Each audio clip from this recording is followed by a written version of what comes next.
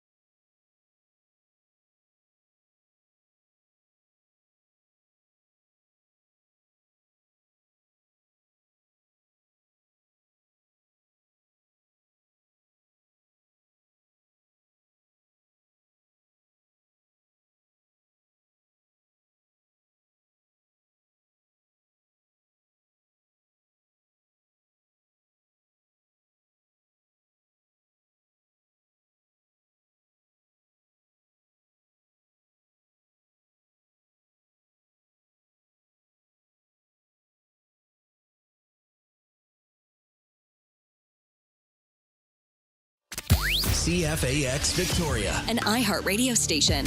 If it's happening, It's here. CFAX 1070. Hello, good morning. It is 6 o'clock on Thursday, July. It's not June anymore. It's July the 2nd. I can't keep up. That happened. And it is Thursday. It's not Monday. It's not Monday. It's a lot of things to keep track of. Want to say Monday. It's cloudy, though, and we are expecting maybe some showers at some point today. Not yet, though. Full forecast to come. I'll let you know. But right now, let's do this. Well, let's get to the news, and here is Lisa Best. All these cooler temperatures is making it great for wildfire crews. They're resting for the moment. The BC Wildfire Service says there's only one wildfire burning out of control in this province. It's the so-called Riley Creek fire burning south of Lillooet, about 50 hectares in size. The service said it is one of about 17 active fires burning in the province. The latest situational report says the cool, wet weather is helping to decrease the risk of new fire starts in most regions across the province, including here on Vancouver Island.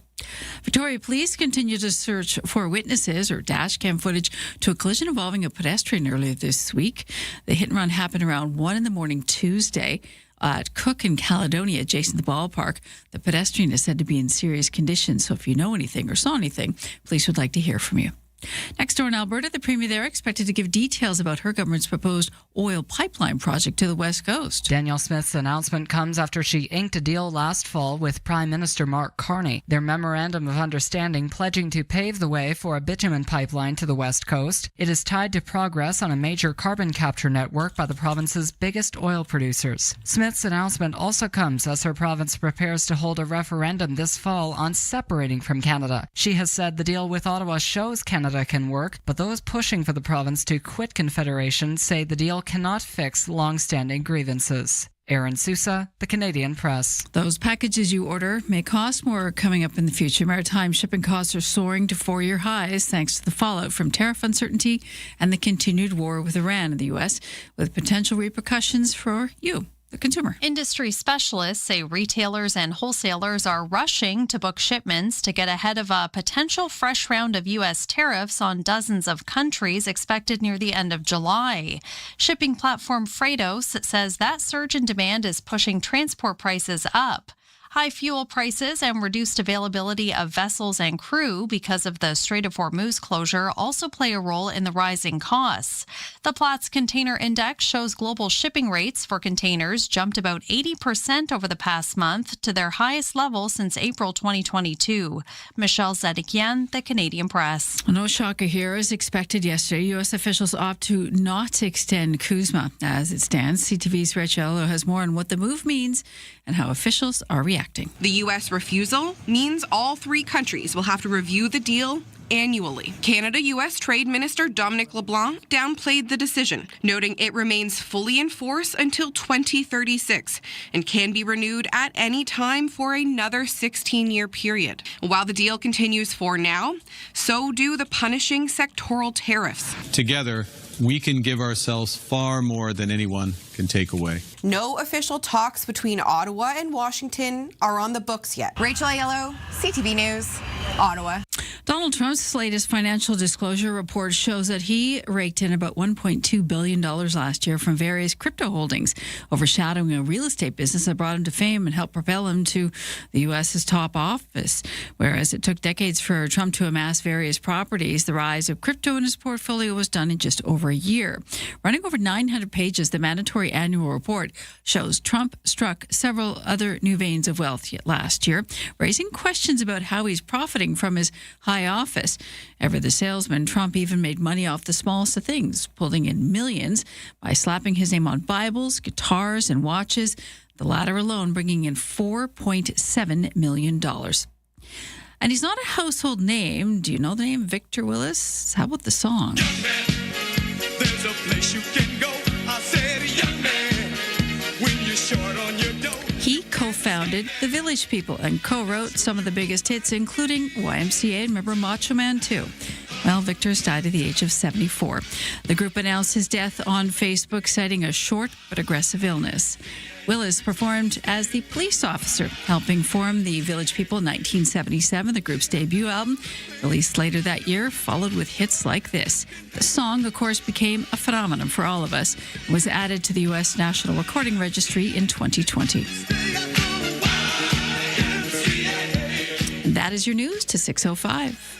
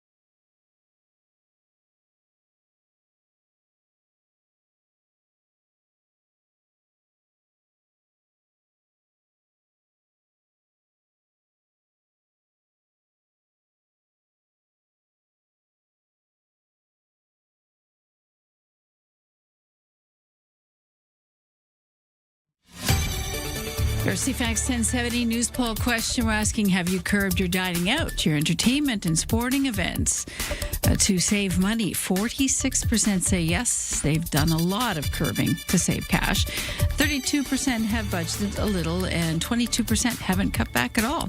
You can vote at CFAX1070.com, also the iHeartRadio app. I'm Lisa Best, your news time, 6:07.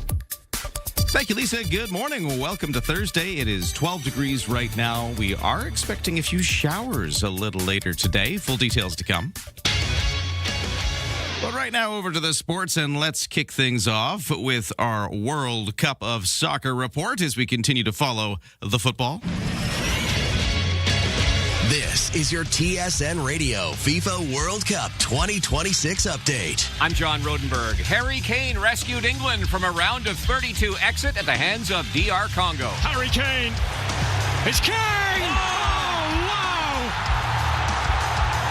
Oh, wow! Kane scored twice in the final 15 minutes of the match to give England a 2-1 win and a spot in the round of 16 in Mexico versus Mexico on Sunday. Belgium scored 2 late goals to tie and then added the winning goal on a penalty kick in extra time to defeat Senegal 3-2. The Belgians will play the United States on Monday. The Americans overcame a red card to striker Folarin Balogun and blanked Bosnia and Herzegovina 2-0.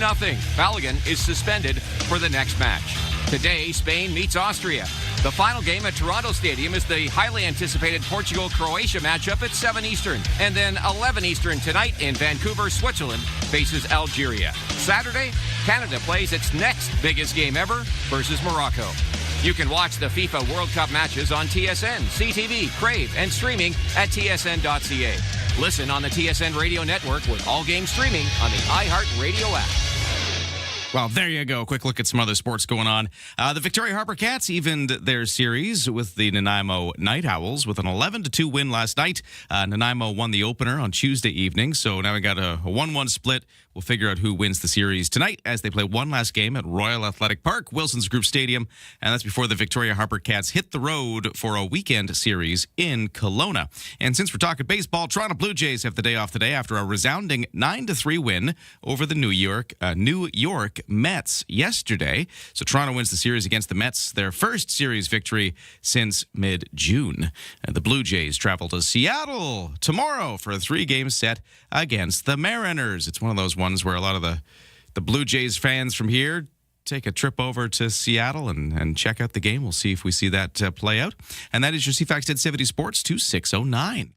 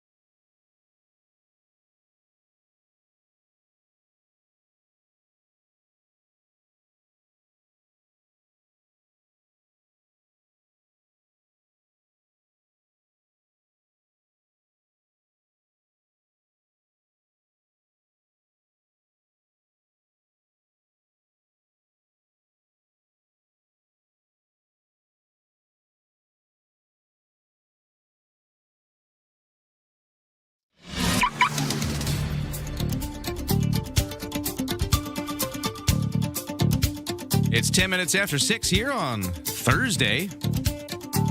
By the way, CFAX Morning Show brought to you by Thrifty Foods. First of the season, Wild Pacific sockeye salmon has arrived, fresh from the ocean, never frozen, and delivered daily. Eat happy at Thrifty Foods. Let's talk about traffic and weather. Well, one thing to note in the world of traffic is that they have a Bay Street Bridge full closure. The overnight work has been happening there. This one's going to last, at least on the schedule, until about 8 o'clock this morning. So they're extending it a bit because they didn't start right away. They kind of delayed the closure last night with Canada Day fireworks and all the festivities happening around town. They didn't want to tie up traffic too much, so they didn't start their overnight work until close to midnight last night, so they're going to extend it until about 8 this morning. At least that's what's on the schedule. Very civilized. Yeah, very nice of them. But if you're driving around this morning, just watch out for that. It's going to last a little longer than some of these overnight closures have lasted. For the rest of the conditions on the roads, very clear out there. No crashes. I've got no congestion. No nothing. No waits at BC Ferries either. 7 o'clock sailing from Swartz Bay to Swanson, looking great if you're heading over to the mainland on that boat. For the weather forecast, okay, let's get into this. So I've been mentioning that some showers are possible. So it's starting off cloudy right now. We're okay at the moment. But sometime later this morning, we could see a few showers. They don't last very long. We start to ease up pretty quick. By the time we get to later into the afternoon or into the evening, there's just a small chance of some scattered showers for the rest of it. So any precipitation we see should mostly fall kind of in the middle of the day, late morning, early afternoon. Highs to hit 15 degrees, so quite a lot cooler today. Then for tonight, still a small chance we could see a little more precipitation, lows to 13. Tomorrow, after we're done with the drizzle that could fall overnight, we start to clear up. We get to 18 degrees, and then the sun shines with us once we hit Saturday and Sunday, and into next week is looking sunny and a bit warmer too, after we've been through this, slightly more moderate patch of weather with some clouds and cooler temperatures. On the markets, opening bells will ring later for North American stock markets. Let's see how things closed off last. I mean, we did just have Canada Day and all, so a little quiet here. But what else was going on? Here's Aaron Sousa. It's a shorter trading week with Canada Day in the rear view. Toronto's S&P TSX saw gains on Tuesday, but was closed for the holiday yesterday. In New York, though, the Dow slipped 13 points and the Nasdaq dropped 173. In Tokyo this morning, the Nikkei fell sharply by 1,700 points. The Hang Seng in Hong Kong edged up 174. Our dollar is trading at 70 and 46 cents U.S. Alberta Premier Danielle Smith is expected to unveil details of her province's proposed West Coast oil pipeline today. This after inking a deal with Prime Minister Mark Carney last fall. With growing separatist sentiment in her province, she said the deal shows Canada can work. Also today, the PM will join BC Premier David Eby to announce a so-called Cooperative Prosperity Partnership. And the U.S. says it won't be renewing CUSMA, but experts on this side of the border aren't breaking a sweat. One says he believes the president may just be trying to negotiate in public to gain leverage. From the Canadian Press Business Desk, I'm Aaron Sousa. It's all here. News, weather, traffic, and community events. Ryan and Lisa, mornings on CFAX 1070. Good morning. Happy Thursday, Monday to everybody out there as we get into it. It feels so weird. Yeah, I liked the sleep yesterday. Wasn't that great? But it was... Because it was unexpected. It was lovely having midweek sleep. I wake up, now I can go back to bed again. But then I had to go to bed again last night, and I was like, oh no, it's just one day. My rhythms were so off, and now here we are. It's not Monday, it's Thursday. But there we go. It's worth it. It was cool having Canada Day yesterday. You got a chance to go and check out some of the festivities, didn't you, Lisa? It was pretty busy downtown. Lots of languages, lots of activity. And I noticed that the fireworks went off right on schedule. At 10:20, bang, bang, bang. There they were. It was big. I heard it from a distance. Didn't see it. Yeah, you weren't there. No, I was not there. Because I was also in bed by that point myself. So I'd like to say I was at a party somewhere, but that wasn't happening either. But yeah, and it was pretty long, as the mayor had said. It was going to be a big bang, and people got their money's worth. Excellent. So pretty cool for Canada Day downtown. Yeah, no, it was a great day and tons of festivities happening all over. Let us know where you were at 7-10-10 if you enjoyed some of the Canada Day festivities. That is behind us now, but we still got lots coming up on the weekend and lots more FIFA World Cup of Soccer to play. Well, we got that game Saturday. And our game for Canada Saturday. There's another match in Vancouver later today. And I was just reading that, do you know who John Montgomery is? Yes. Yeah, because John Montgomery, of course, he hosts the Amazing Race Canada. But he's also famous for being the one of Canada's gold medal Olympic winners back at the Vancouver 2010 Winter Olympics. So he's a lot of things, but he's also now going to be flipping the coin at one of the FIFA games. I was just reading. That's perfect. He gets to be a coin flipper at the beginning because that's where they decide who kind of starts with the ball. He's got the clout. I think that's really cool. Yeah. I'm going to ask him about it because he's joining us in 5 minutes. Oh, well, that's good, too, because we've got a new race coming up. Yeah, we got a brand new season of the Amazing Race Canada. He's flipping the coin. We're talking to John Montgomery in just a moment. He's joining us just in a sec after the news. And let's do that news right now. It's 6:16. What's going on, Lisa? Canada's envoy to the UN says Prime Minister Mark Carney's vision of working with countries that aren't traditional allies is starting to gel. Our UN Ambassador Dave Lametti says part of his job is coordinating with middle powers on issues that matter to Canada. That includes work on safe adoption of artificial intelligence, addressing Haiti's security crisis, and preserving international law. He says those goals can't be pursued solely through rich countries, so Canada has renewed its relation with China and India while seeking trade linkages with Europe and the Pacific Rim countries as well. The BC Wildfire Service says there's only one wildfire burning out of control in this province. That's the Riley Creek fire burning south of Lillooet. It's about 50 hectares in size. We do have one new wildfire in proximity to Vancouver Island. It is on the island of Athetis, actually. Don't they have that island right? I can't get the BC map in front of me. Just give me a minute. The service says that Riley Creek fire is about 17 active fires that are currently burning across BC. And they're saying if you do see fire, star 5555 and let them know even if it's just smoke, if it's anything suspicious, give them a ring, and I will get that information to you about the Southern Gulf Islands fire in just a minute. And California now has official Bruce Lee Day. A bill designating May 17th as Bruce Lee Day in the Golden State was signed into law on Tuesday. It was introduced as a tribute meant to honor the icon's impact on film, culture, and Chinese American history. The May 17th was chosen as a date because it was the day that Lee returned to San Francisco at the age of 18 after spending his childhood in Hong Kong. He is now the first Chinese American commemorated for his namesake in California. And that is your news to 6:18. Thank you, Lisa. Yeah, we're talking to John Montgomery, host of the amazing Race Canada. They got a brand new season starting soon, and it actually starts in Whistler. So we got a lot of BC on this season. I'm excited to talk about it. So we're going to do that in just a moment after traffic and weather.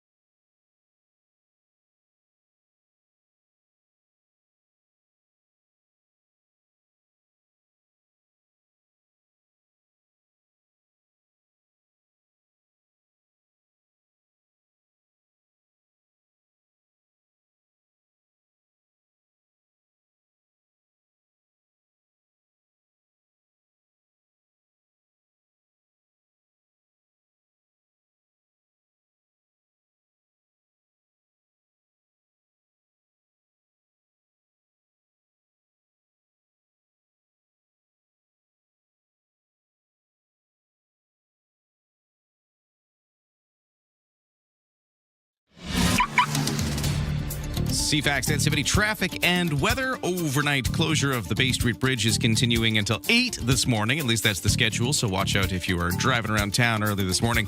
Bay Street Bridge will be closed until 8. Now, there's no other issue right now. No crashes. I've got no congestion so far. The morning commute is light.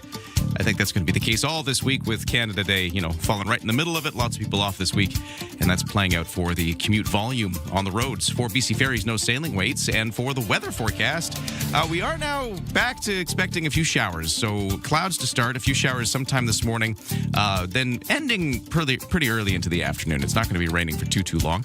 Highs up to 15 degrees today. Chance of drizzle overnight, lows to 13. And then tomorrow, as we start to get into the day, all of the drizzle's behind us, and by the weekend, Saturday, Sunday, we're into some sunshine again. Right now, the temperature outside the studio is 12 degrees. Don't attempt your morning commute without us. Ryan and Lisa, mornings on CFAX 1070. Well, I think a lot of folks, I'll always remember this moment. So I'm sitting in a pub in Campbell River. It's the year 2010. I'm with a bunch of friends, and the Olympics are on because it's the Vancouver Olympics, and we're looking up at the screen, and skeleton, the competition's going, and Canada just wins gold. And the guy who wins gold gets out of the sleds and walks down Whistler, grabs a pitcher of beer from a fan just sitting there, drinks it as he walks towards his TV interview. That, of course, was John Montgomery doing that. My hero for doing that. I know, everybody. That's where Hold My Beer comes from. Is that what it is? Oh, I think that's where it sparked. And there was this moment where, everybody in this bar I was in Campbell River was just, cheering and laughing and loving this moment. Now, of course, since then, we have come to know John Montgomery as much more than an Olympian. He's, of course, the host of the Amazing Race Canada, and he's on the phone with us right now. Sorry that I'm walking down memory lane here, John, but thanks for joining us. Kidding me? The only reason why we're even having a conversation is because that pitcher of beer. It wasn't the biscuit in my back pocket, and it wasn't the tobogganing. It was the beer. And I know that. The biscuit. Nice. How does it feel to know, like, it was just this moment where you just walked down the road and somebody just happened to pass you a beer, and this for whatever reason it became an iconic moment, but it was just so random. Like, for that to have happened and then sent you on this trajectory, I just love that life works that way sometimes.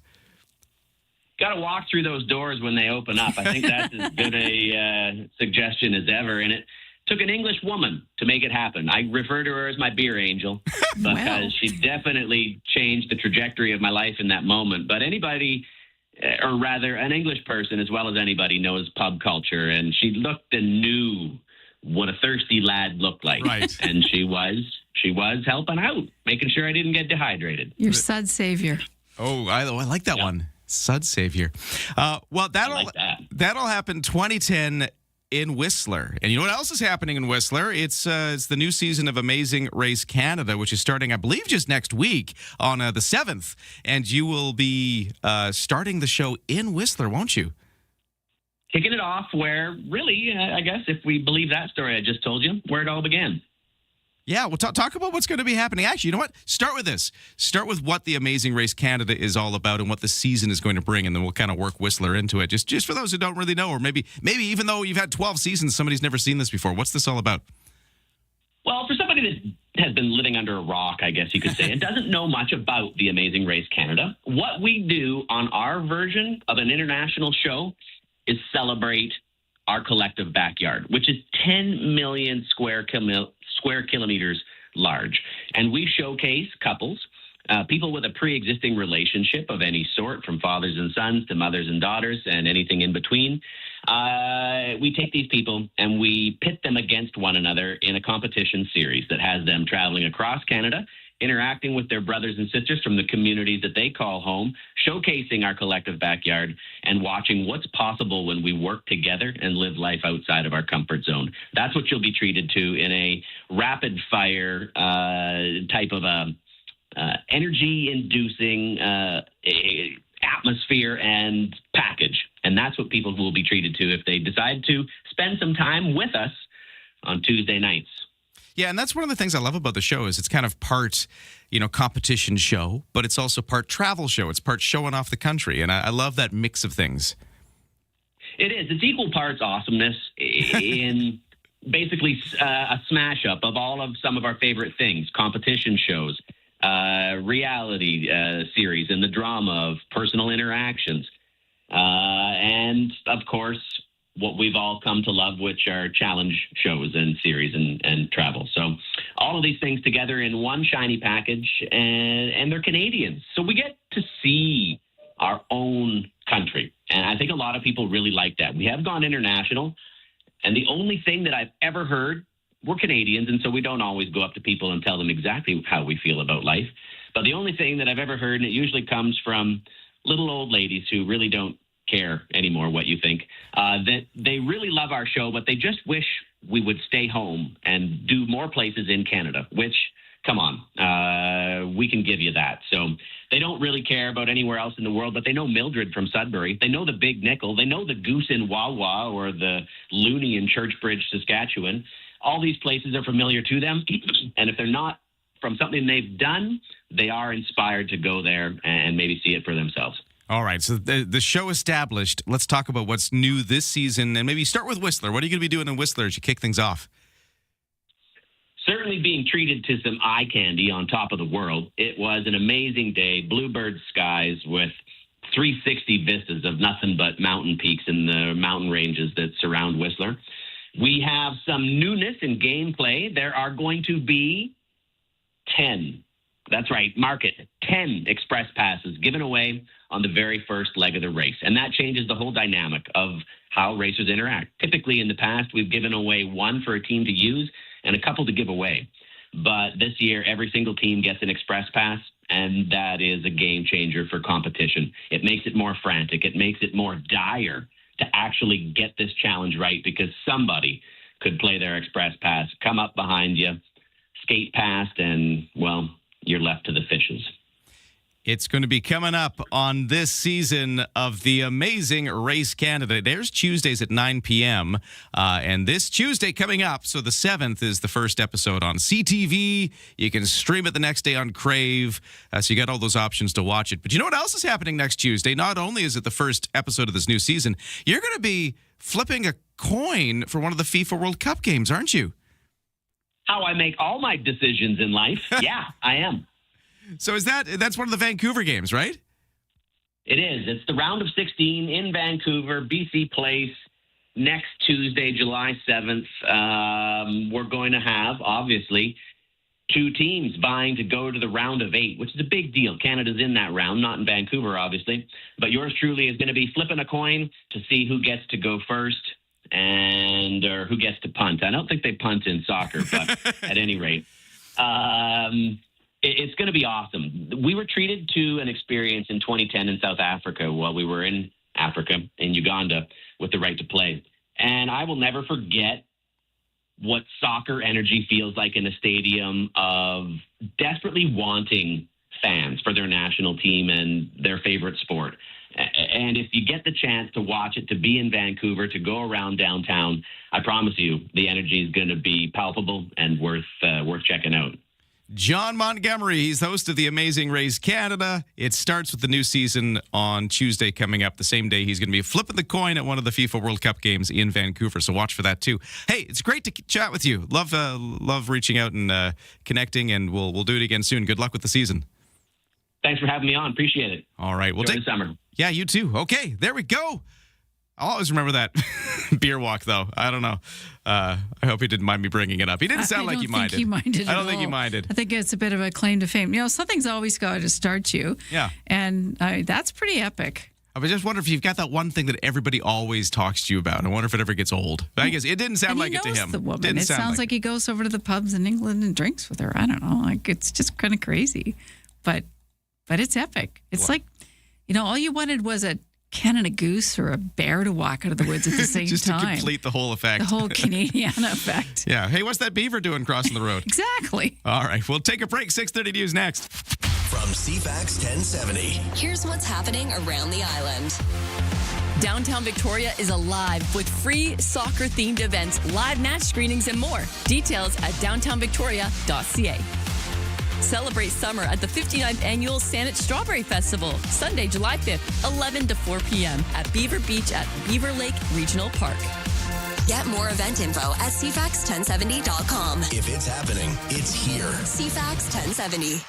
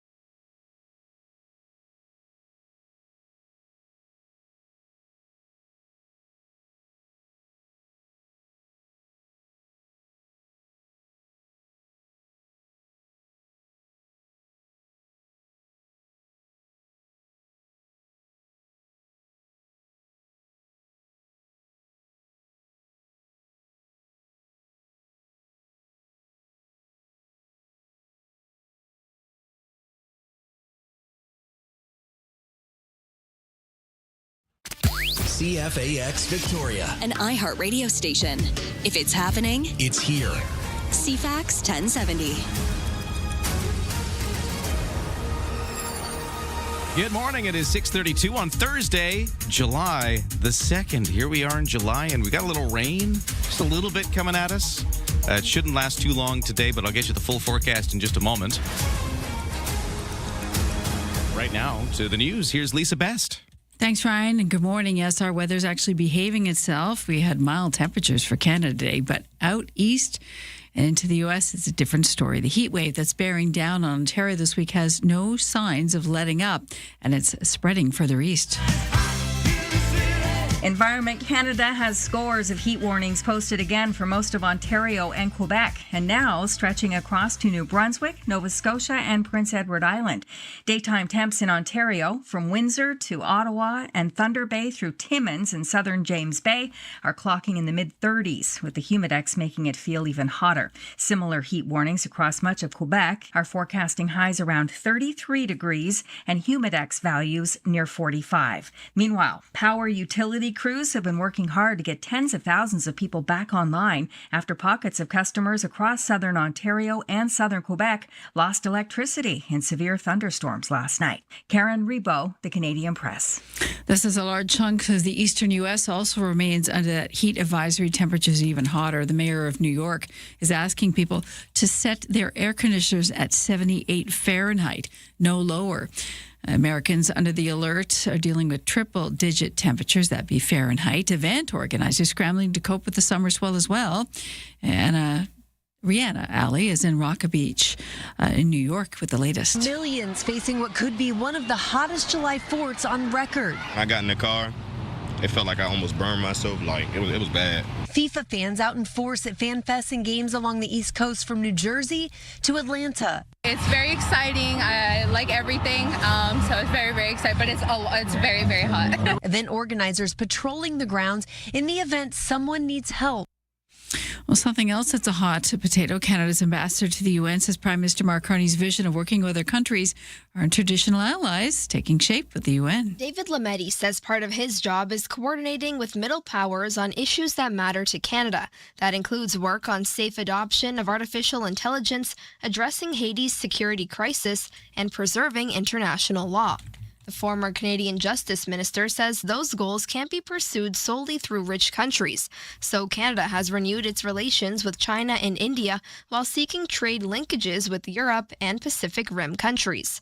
Prime Minister Mark Carney attracted global attention this January with a speech to the World Economic Forum in Davos, urging middle powers to band together to advance their interests and avoid being subjected by superpowers.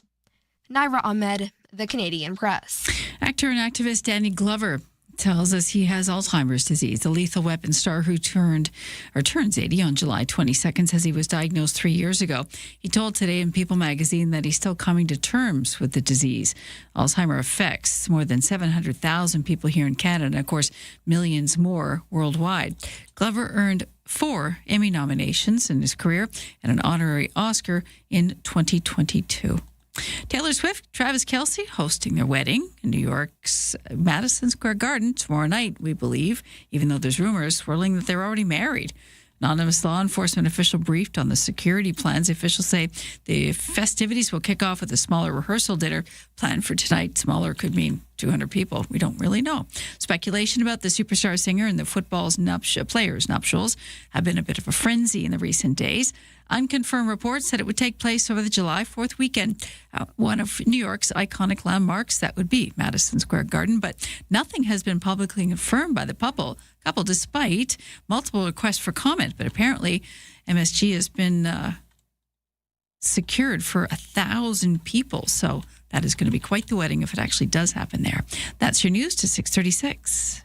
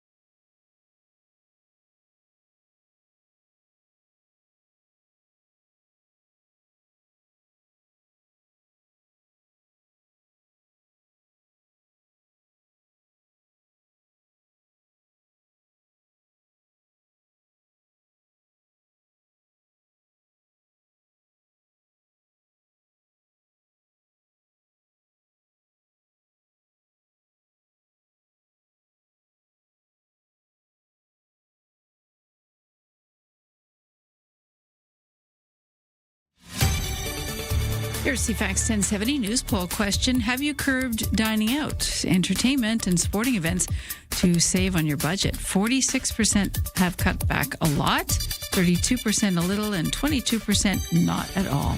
You can vote now at CFAX1070.com. Also on the iHeartRadio app. I'm Lisa Bastian, News Time 637. Thank you, Lisa. CFAX Morning Show brought to you by Coastal Heat Pumps for a comfortable home, no matter the season. Big savings on your heating bill. Talk to Coastal Heat Pumps. They're designed for comfort. The South Island's Elite Plus Fujitsu Air Stage dealer. We're looking at some showers coming at us a little later this morning. Weather details to come. Right now we're sitting at 12 degrees as we get into this Thursday. And the CFAX 1070 sports, we'll do some local soccer first. Sorry, local baseball. Then we'll talk about the FIFA World Cup of Soccer. The Victoria Harper Cats evened their series with an 11-2 win over Island rivals, the Nanaimo Night Owls, last night. Nanaimo had won the opener on Tuesday. They'll do a third game of the series tonight. The Cats and the Owls finishing things off at Royal Athletic Park, Wilson's Group Stadium. Then the Harper Cats will hit the road for a weekend series in Kelowna. Toronto Blue Jays had a win yesterday. They managed to take the series win against the Mets, and they had a 9-3 win yesterday over the New York Mets. And then the Jays are traveling today. They'll be in Seattle tomorrow for a game against the Mariners. News from the WHL. Just getting some sense about the next hockey season. They've announced the schedule and some changes to how the schedule works. So among the changes, the regular season will stay the same number of games, but is going to extend by a week. So they'll take an extra week to play it out.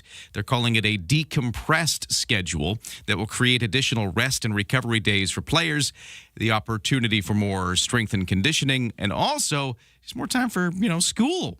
These are kids, by the way. Anyways, the first round of the WHL playoffs will be contested as a best-of-5 series. There's another change. I think it's just the first round of the playoffs, but the first one will be a best-of-5 instead of a best-of-7. That shorter playoff will help accommodate the longer regular season. Also, this is another change. Clubs will be permitted to travel via air for one set of road games. They weren't allowed to do this before.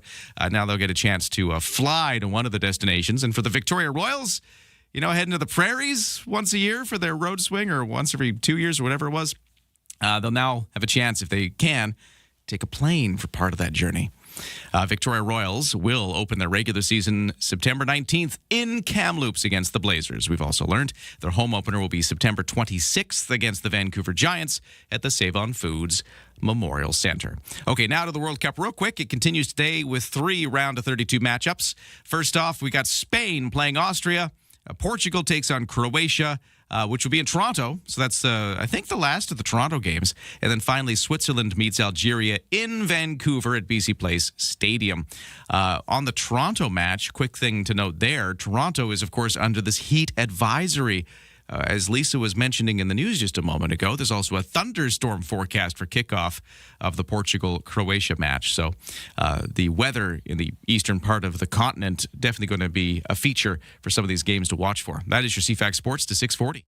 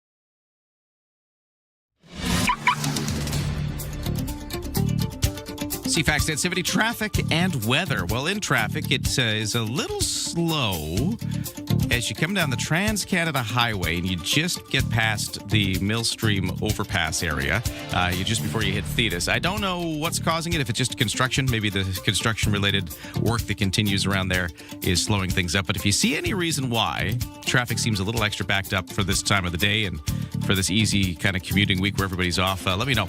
Trans-Canada Highway, something up? Text me at 71010.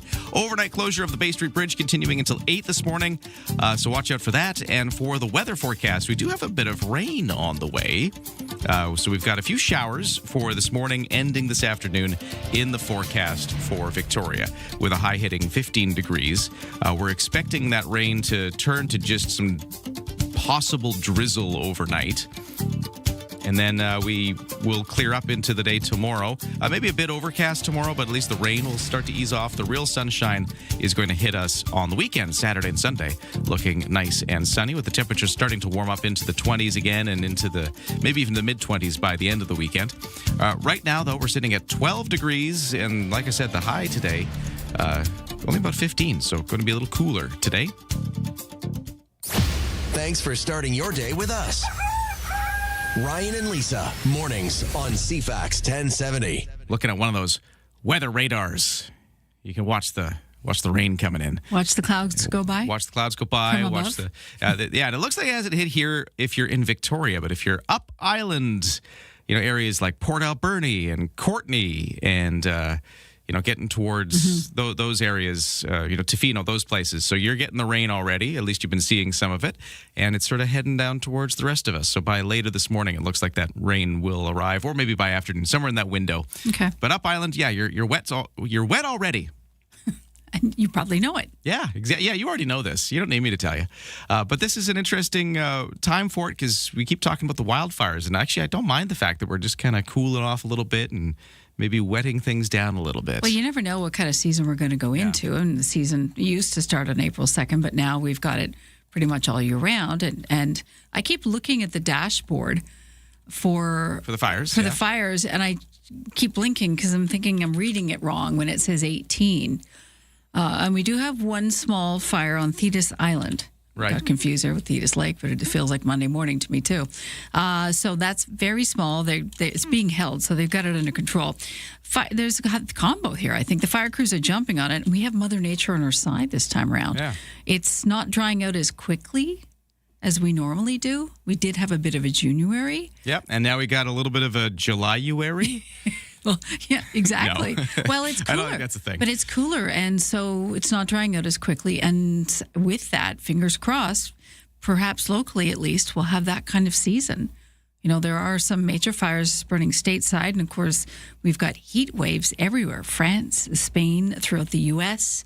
I think it's 43 this week in Vegas. It's crazy temperatures. Yeah. And Ontario, too. I had friends that went to the Jays game. Yeah. And they were sweating through the whole game. It was so humid. And that's just the folks sitting watching. Yeah. And not because of the score. So, it's kind of wacky weather. We're sitting pretty for the moment, if I can use that term. I don't want us to rest on any laurels. I want to make sure that, we do the right thing as humans. Safe, yeah, because a lot of these fires are human caused, but so far, so good. And, every year it's a little different. Every year we go into it not really knowing what we're going to expect. So, whatever we're doing, if we're part of it, keep doing that. I'm going to embrace a little bit of rain that might be coming at us today in Victoria. That's the short story there. Hey, let's hear more stories, because it's 6:45. And that means time for the news headlines. Here's Lisa. Thank you. Prime Minister Mark Carney is scheduled to be in Vancouver today. He'll be meeting with BC Premier David Eby, with the press conference scheduled for the 10 o'clock hour to discuss major projects in this province. Carney's itinerary says today's announcement with Eby involves a new cooperative prosperity partnership. We'll unpack that later. Alberta's Premier Danielle Smith is also expected to announce today the next steps in her province's plan to push a new oil pipeline through the Pacific Coast, something that has bristled BC. David Eby has pointed out that the proposed pipeline lacks a firm route or a private sector proponent, and has said Ottawa should put more emphasis on energy and infrastructure projects in BC that has private backing. On Tuesday, Carney released a video saying that national carbon emissions will go up under his government's climate and energy plan. Carney added in the video that the goals set by the former Prime Minister Justin Trudeau were well-intentioned but not sustainable in the long term. Russia launched a large-scale attack on Ukraine's capital overnight, killing 17 people, injuring nearly 100. Loud explosions shook Kyiv for hours this morning. The attack with ballistic and cruise missiles and drones damaged buildings and civilian infrastructure across the capital city. And Donald Trump's later disclosure agreement shows the U.S. president's personal wealth ballooned by more than $2 billion over the past year. The stunning disclosure this week, 900 pages long. For some context, Vice President J.D. Vance's disclosure, only 17 pages long. The former U.S. President Joe Biden's disclosure that covered the whole year before he left office was only 11 pages. That's your news to 647.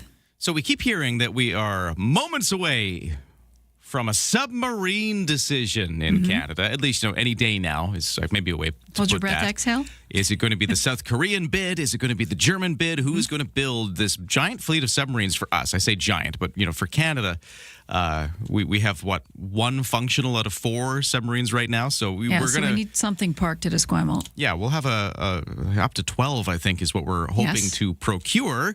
Waiting on that decision. Somebody who's following this even closer than he used to now is local member of parliament, Jeff Kibble with the Conservatives. He has now been named the federal Conservative shadow cabinet member, shadow minister for national defense and the procurement file specifically. So let's talk about his new gig, but also talk about what he has to say about this looming choice of which submarine do we buy. Jeff Kibble's joining us next. An iHeartRadio experience. You and a pal with weekend gold tickets to Lasso Montreal. Thomas Red. Mumford & Sons. John Party, Old Dominion, Harley Pierce, and more. And the prize gets even sweeter with flights from Porter Airlines. 3 nights at Residence Inn downtown Montreal and $1,000 cash. Download the free iHeartRadio app. Listen to this station for 10 minutes and enter to win. Lasso Montreal. Every day you listen is another chance to win.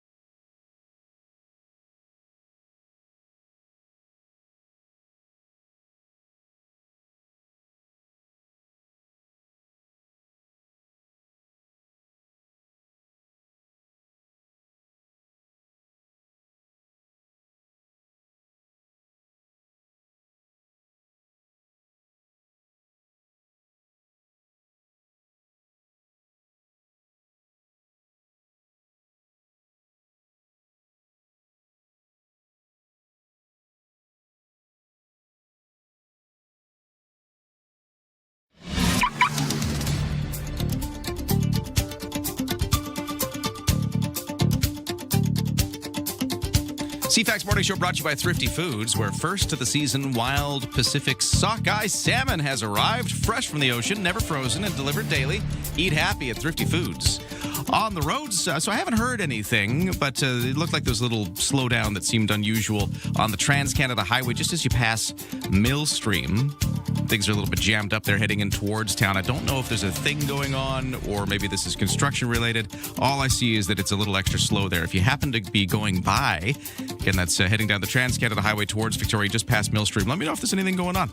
Otherwise, it's a pretty smooth commute. We've got a full closure of the Bay Street Bridge. This overnight road work is continuing until 8 this morning. Look out for that. And for the ferries, no sailing waits. 7 o'clock sailing from Swartz Bay to Swanson is A-OK. Lots of room left. The weather, it's looking a little wet, so the rain is sort of moving our way. It's up island right now. It's sort of heading towards the greater Victoria area. So maybe later this morning, we'll start to see a few showers. That's a possibility for Victoria today. It doesn't last too long. It should be out of its system by later into the day or maybe by tomorrow. Could still see a small chance of drizzle overnight tonight. It's starting to ease up tomorrow, and we get back into some sunshine and some warmer temperatures come Saturday, Sunday. Today, though, only a high of 15 in this sort of slightly overcast, maybe wet day. Right now, it's 12. In the kitchen, in the car, and at the office. Ryan and Lisa, mornings on CFAX 1070. Take us with you. Listen live on the free iHeartRadio app. Joining us on the program right now, I have Jeff Kibble. He's, of course, the Member of Parliament with the Conservatives for Cowichan, Malahat, Langford. He's got a new gig, though. He's the Shadow Minister for Defence Procurement. So let's get him on the line. Jeff Kibble, how you doing? Morning, Ryan. Great to talk with you again. I hope all is well. Congrats on the new position. So I guess a bit of a shuffle for the Conservative Opposition Shadow Cabinet and a new role for you. That's exciting. Congratulations. Thank you very much. And a little bit of a change, and I think it's redefining our focus on affordability across the cabinet, and to which we've identified as really as the key issue among all Canadians is affording the basics of life. People are now really struggling. Now, on your new role for national defense procurement, so it's not overall national defense. Are you just zeroing in on the procurement part of it? Is that the task ahead of you? It's a large portion of the national defense role. So James Bazan will continue on as the Shadow Minister of National Defense, and I've worked very closely with him on Defense Committee, and so I am now going to be joining the cabinet as the Shadow Minister for Defense Procurement, and his focus is on a wide range of topics. And you've got some personal background that fits in with this quite well, doesn't it? Yeah, I was in the Royal Canadian Navy, where I had an amazing career for 28 years, served across the country, and was involved with procurement there as well. And so it ties directly in, and I have lots of connections and contacts across Canada through defense contractors and various people still in and that have served in the military, and I've fostered that very much while on Defense Committee, and now I'll have an opportunity to improve our rather slow and very expensive procurement system. All right, yeah, perfect job for you. I mean, you got the exact background for this, so really interesting to talk to you about some of these files. And let's do the submarines. Can we talk submarines? Absolutely. Okay, so of course we're waiting any moment now. Apparently, the government will announce which bid is going to win the right to build Canada's fleet of new submarines. We got the German bid, the South Korean bid. We've been kind of talking about it a few times on the show today, but the differences, the subtle differences between these submarines and their capabilities. We have two countries in South Korea and Germany that are trying to help sweeten the pot with different, like, hey, we'll build this for you, or we'll make this in Canada if you pick us. And we've got a lot of things to consider here, and the Canadian government is trying to decide which one to do. And we hear any time now it's coming down. Talk from your perspective about this bid and what you're expecting to see once we get this announcement. Yeah, well, I'm expecting, this is a better way to put it, I'm really hoping that the decision is made based on what it is that Canada best needs and what best suits the military. And once the decision is made, I'll be looking to see some of the deciding factors that were used to score the two separate projects. They both have their pros and cons, and bring different values to the table. But I hope that they are choosing what the military has best identified what it needs. And I will also add, right now the government has no strategy.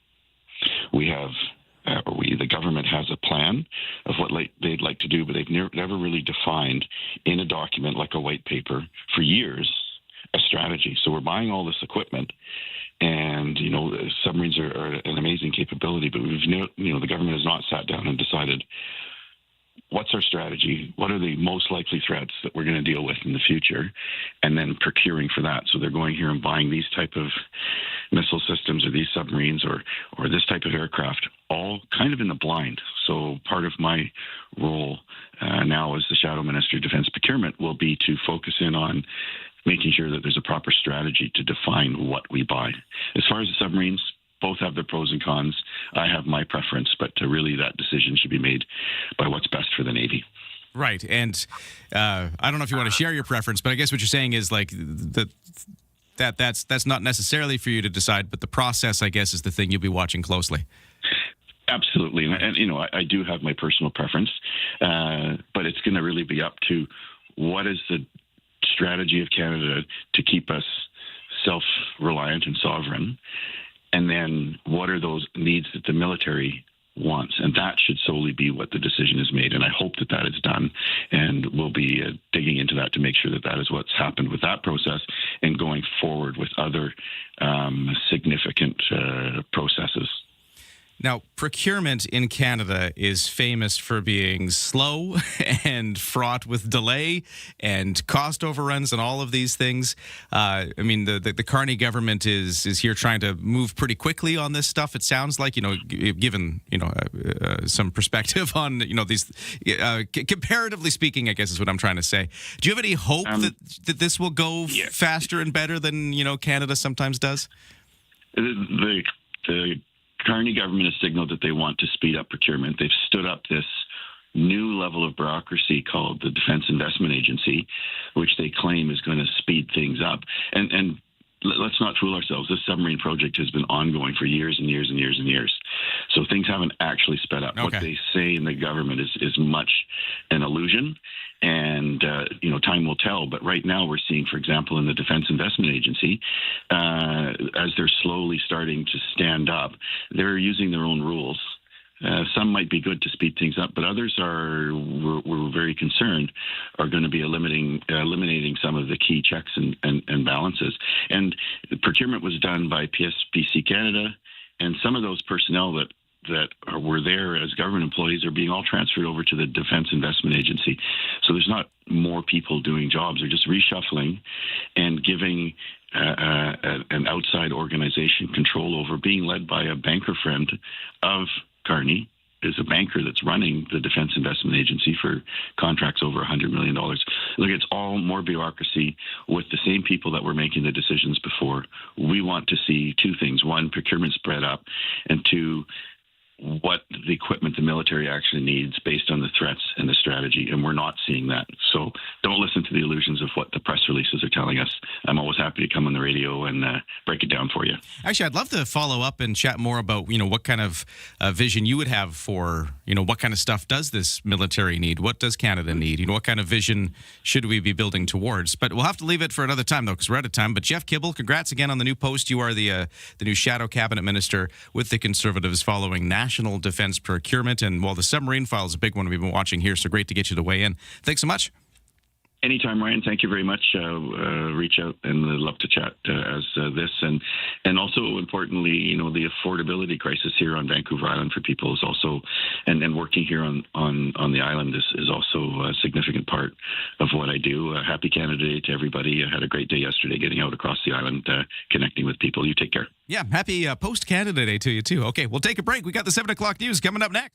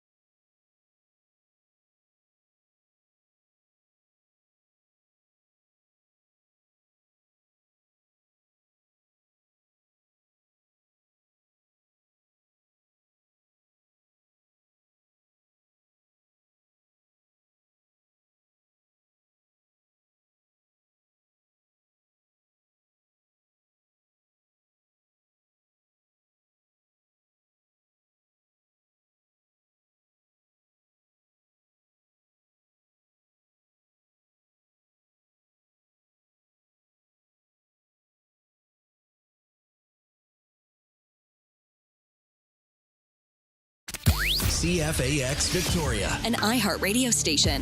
If it's happening, It's here. CFAX 1070. Good morning. It is Thursday, July 2nd. Overcast to start the day with a few sunny breaks potentially, but also some rain potentially coming at us a little later this morning. Full forecast to come.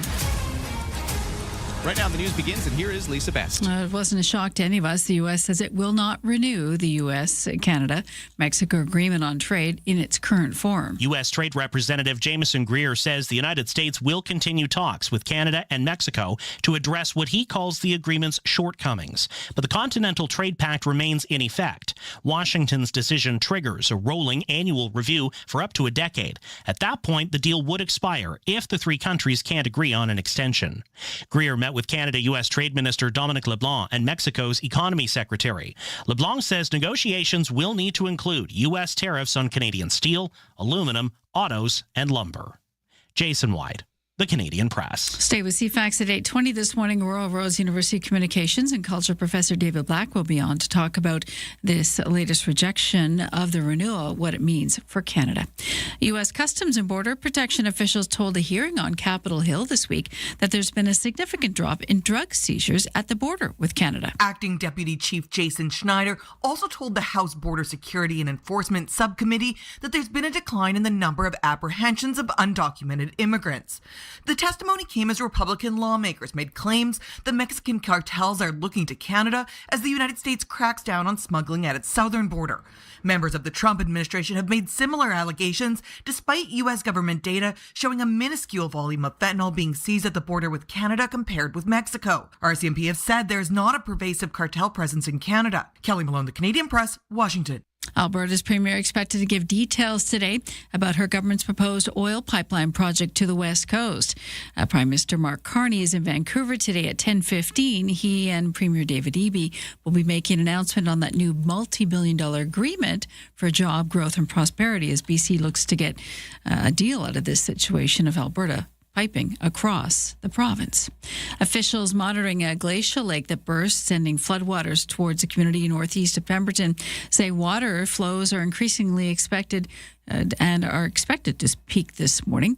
The melting glacier has triggered an evacuation order for about 24 homes in the Gate Lakes and Pool Creek area in the community of Birken, about 150 kilometers north of Vancouver. The Squamish-Lillooet Regional District says the Place Glacier Lake outflow is increasing and people are asked to avoid the area. This is the third year in a row these residents have had to deal with the threat of the Place Glacier, which had similar bursts of water last year and in 2024. Stateside, a Russian couple are in hot water facing criminal charges after their wild marriage proposal involved scaling the Empire State Building in New York City yesterday. The daredevils, now identified as Angela Nicolau and Ivan Kunetsov. Without any type of safety equipment, they climbed to the top of the spire and unfurled a banner that read, "When the power of love beats the love of power, the world knows peace." Then they descended to a lower platform where Kunetsov dropped to his knee and proposed. Nothing like taking the plunge. Officials say they're still working to determine how the stunt performers gained access to the restricted area to climb the building. And that's your news to 7:06.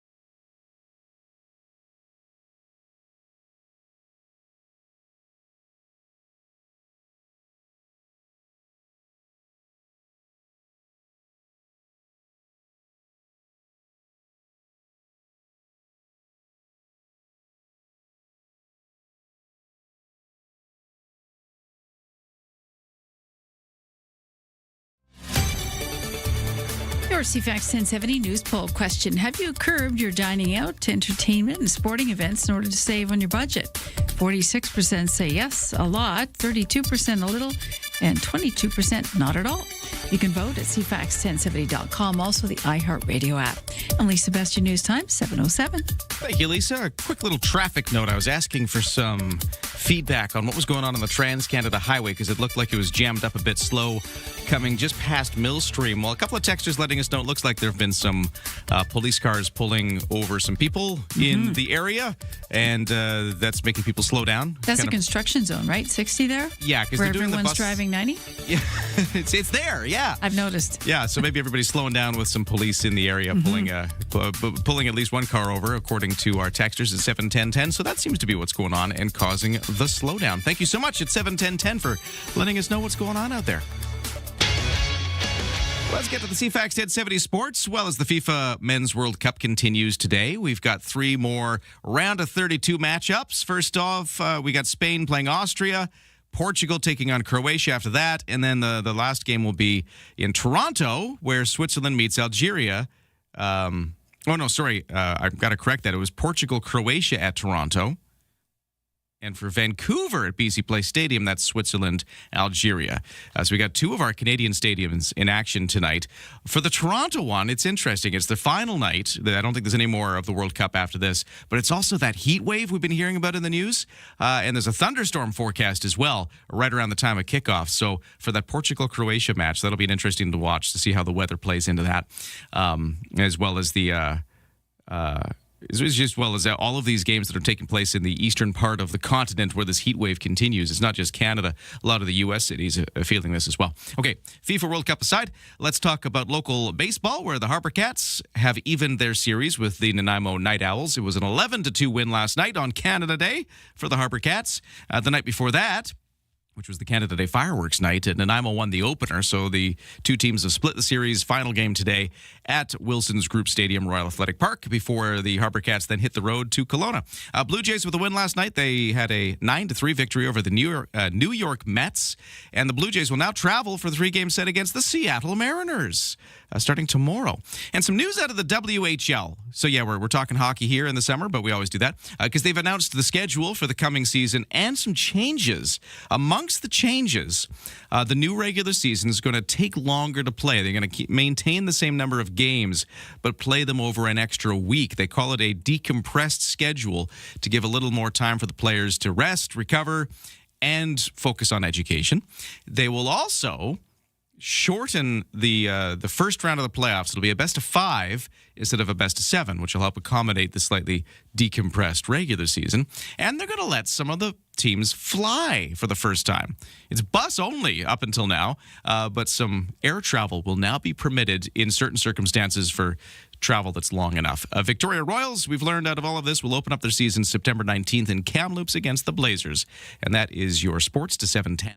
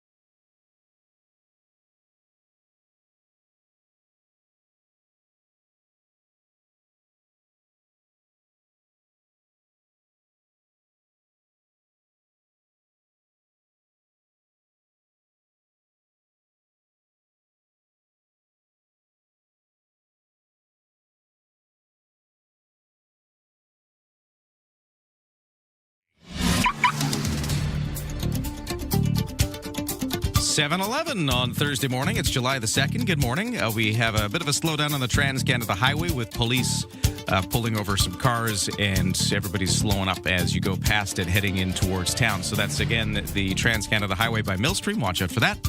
For the Bay Street Bridge, overnight closure is going to continue until 8. At least that's the schedule. If it opens early, do let me know at 7:10:10. But they had scheduled to have the Bay Street Bridge, the full closure both directions, until 8 o'clock this morning as they do some overnight work there. No waits at BC Ferries, and the weather forecast, it's going to get a little wet today, apparently. We've got showers on the way for the greater Victoria area coming later this morning. And then clearing up into the afternoon with just a chance of drizzle overnight tonight. Highs will only hit 15 degrees, so a much cooler day today. We kind of felt it a bit at times yesterday. Slightly cooling conditions were coming at us already. We're continuing that trend with this rain today. Tomorrow, it starts to clear up after that morning chance of drizzle. Highs of 18. Getting clearer and more sunny for Saturday, Sunday, with temperatures starting to creep up into the 20s again as we hit the weekend. But right now, it is a bit cooler. As mentioned, 15 is the high we expect, and it's 12 degrees for most of Victoria right now. Let's take a look at the markets. S&P TSX in Toronto. Back in action after being off for Canada Day yesterday. It's up 221 on the day so far to 35,078. The Dow in New York up 422 to 52,727. NASDAQ up 153 to 26,193. And the Canadian dollar at 70.5 cents U.S. Ryan and Lisa. Mornings on CFAX 1070. Remember, you have us in the palm of your hand. For listeners on the go, listen live on the free iHeartRadio app. We love it when you join the conversation at 71010. This texter says, "Good morning, Ryan and Lisa. I'm watching online this morning from Sherwood Park, Alberta, near Edmonton." I love it when people tune in from afar. It's cool. That's cool. Anyways, the text continues. Sounds exotic. The rain I've seen here over the last couple of weeks looks a lot like the winter rains on the island. Several homes in the neighborhood have been dealing with water in the basements, but fortunately not the one I've been visiting. The mosquitoes have come out of hibernation too. I've had a lovely visit, but I look forward to coming home to the island tomorrow. Have a super day, and then there's a bunch of rain emojis. Thanks for checking in. Yeah. You bring up a good point here, not just about, experiencing the beautiful parts of Alberta and it's and the rain that's falling there now, but you're breaking up the fact that you can watch this show in so many different ways. One, you can just watch it. If you're listening on the radio, maybe you don't know, we've got TV cameras in here, and you can bring us up on CTV Vancouver Island, just on the regular old TV.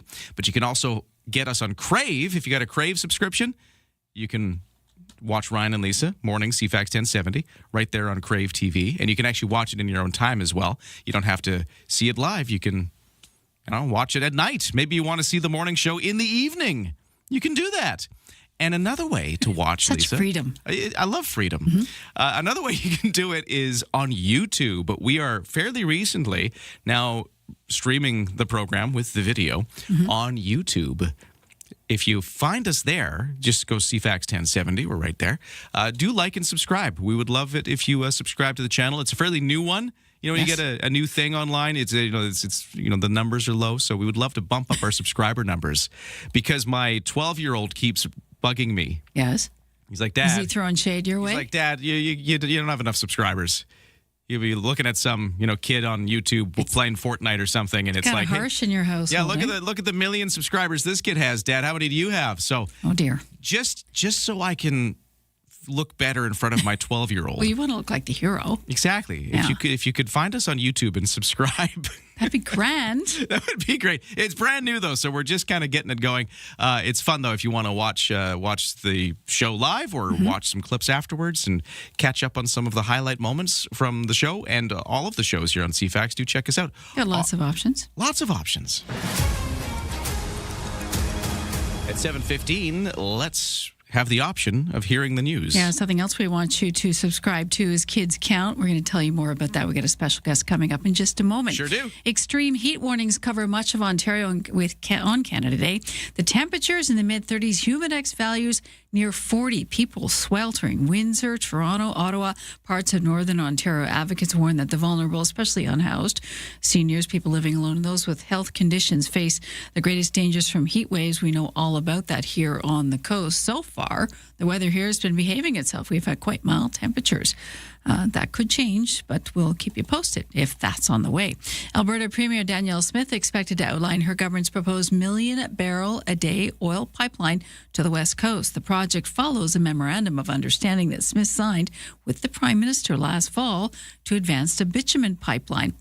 The agreement is linked to progress on a major carbon capture network involving Alberta's largest oil producers. Smith says that the deal could show Canada can still work for Alberta, even as the province prepares for a separation referendum this fall. Prime Minister Mark Carney will be in Vancouver today. He'll be meeting with our BC Premier David Eby to discuss major projects. Also on the itinerary is the new Cooperative Prosperity Partnership. Basically what BC is going to get out of this deal. That happens at 10:15. They'll have a media announcement as to this new multi-billion-dollar agreement for job prosperity and growth. We'll keep you posted as to what that involves. And Manitoba Premier Wab Kinew has urged people in the Parkland region, including Dauphin and Swan River, to stay off roads as flooding causes serious infrastructure damage. It's been bad in Manitoba. Dauphin reported about 115 millimeters of rain since Sunday. That deluge leading to widespread flooding, travel warnings, and requests for residents to reduce water use. And that is your news to 7:17. Well, have you checked it out yet? The CFAX Santa's Anonymous Kids Count Mega Summer 50/50. This is where you can buy a 50/50 ticket, just like you would at a baseball game or, a local event, where 50% of the pot at the end goes to the winner. The other 50% goes to the cause. Which is a good one. Whatever it happens to be. In this case, it's Kids Count, powered by CFAX Santa's Anonymous, helping kids beyond Christmas around Greater Victoria. So, you can buy a raffle ticket, but on just a huge radio station-wide scale. And the number's going up, too. Yeah. Which is good to see. You've got until late August. In fact, August 27th at 5 p.m. is the cutoff. So that's when we're cutting off sales. But lots of time to buy a ticket. But don't wait. You can buy a single ticket for $10, 5-ticket pack for $25, 20-ticket pack for $50. Check it out. You can just go to our website, cfax1070.com, and you can see a big, the big button is right there. Kids Count, Mega Summer. Click on that. Find out how you can order your tickets, and we're going to talk to you about how this money is going to help out in the community. Well, it's going to help you if you win it, but also it's going to help children around Greater Victoria all year round. And Christine Goodsir, Executive Director of CFAX Santa's Anonymous, joining us next with more on this and the ways it helps.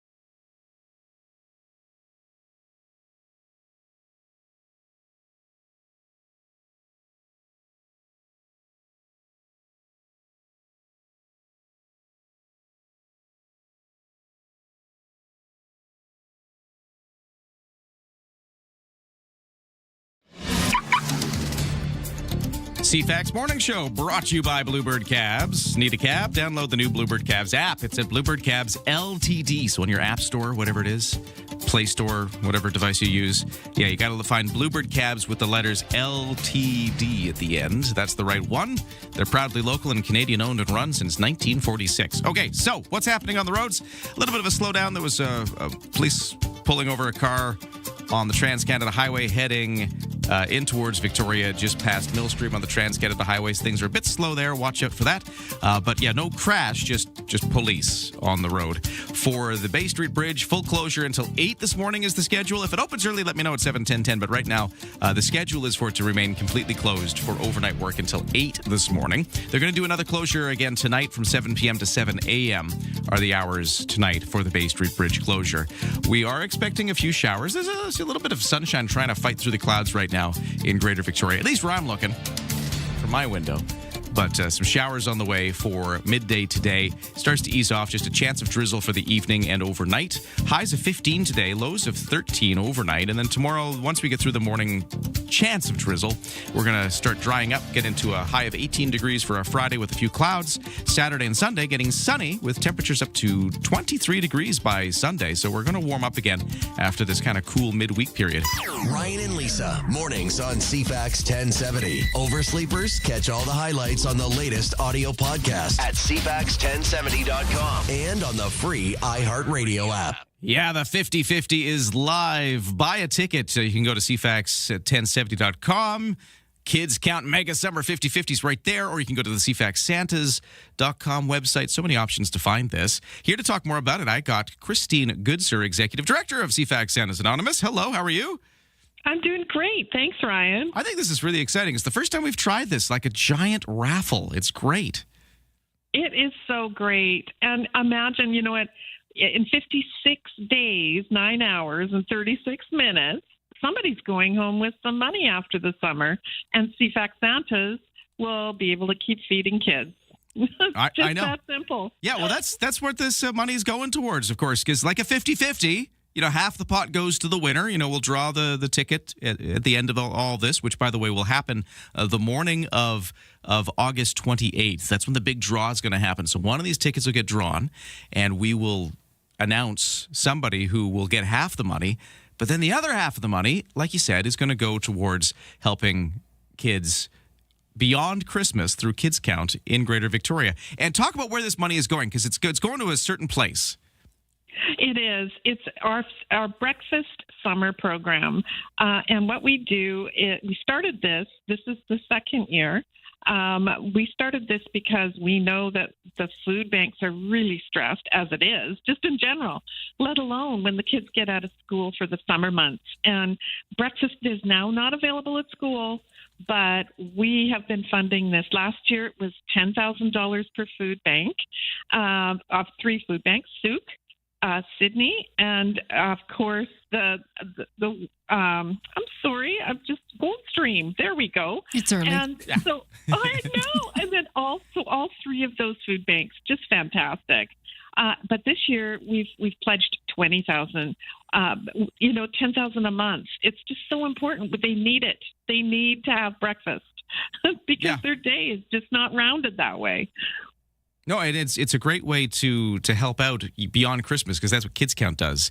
Because whether it's cases like this, trying to feed people over Christmas, which is where the raffle's going, but there's all these different things that happened outside of the Christmas season, and the food one's great because and we've talked about this a million times, Christine, but we should talk about it again. When children are in school, there's some food programs to help out. Breakfast programs, lunch programs, snacks, all those kind of things available. Well, when school's not on, like during the summer, those supports go away. Yeah, it gets scarce. It gets scarce in the pantry, and parents, more than ever, are relying on our food banks, and I don't blame them at all. Costs are so high. Lisa and I were talking the other day about the increase between 4 and 6% in food costs. It's just there, and it's a hard strain on families that are struggling. You have a privileged position, a bird's eye view of what exactly they're looking for when it comes to food. And I know we give money because it frees them up to buy what they need. But I'm thinking of, even the fresh fruits and vegetables. These are things that families just normally wouldn't afford or be able to afford if we didn't step in. Is that right, Christine?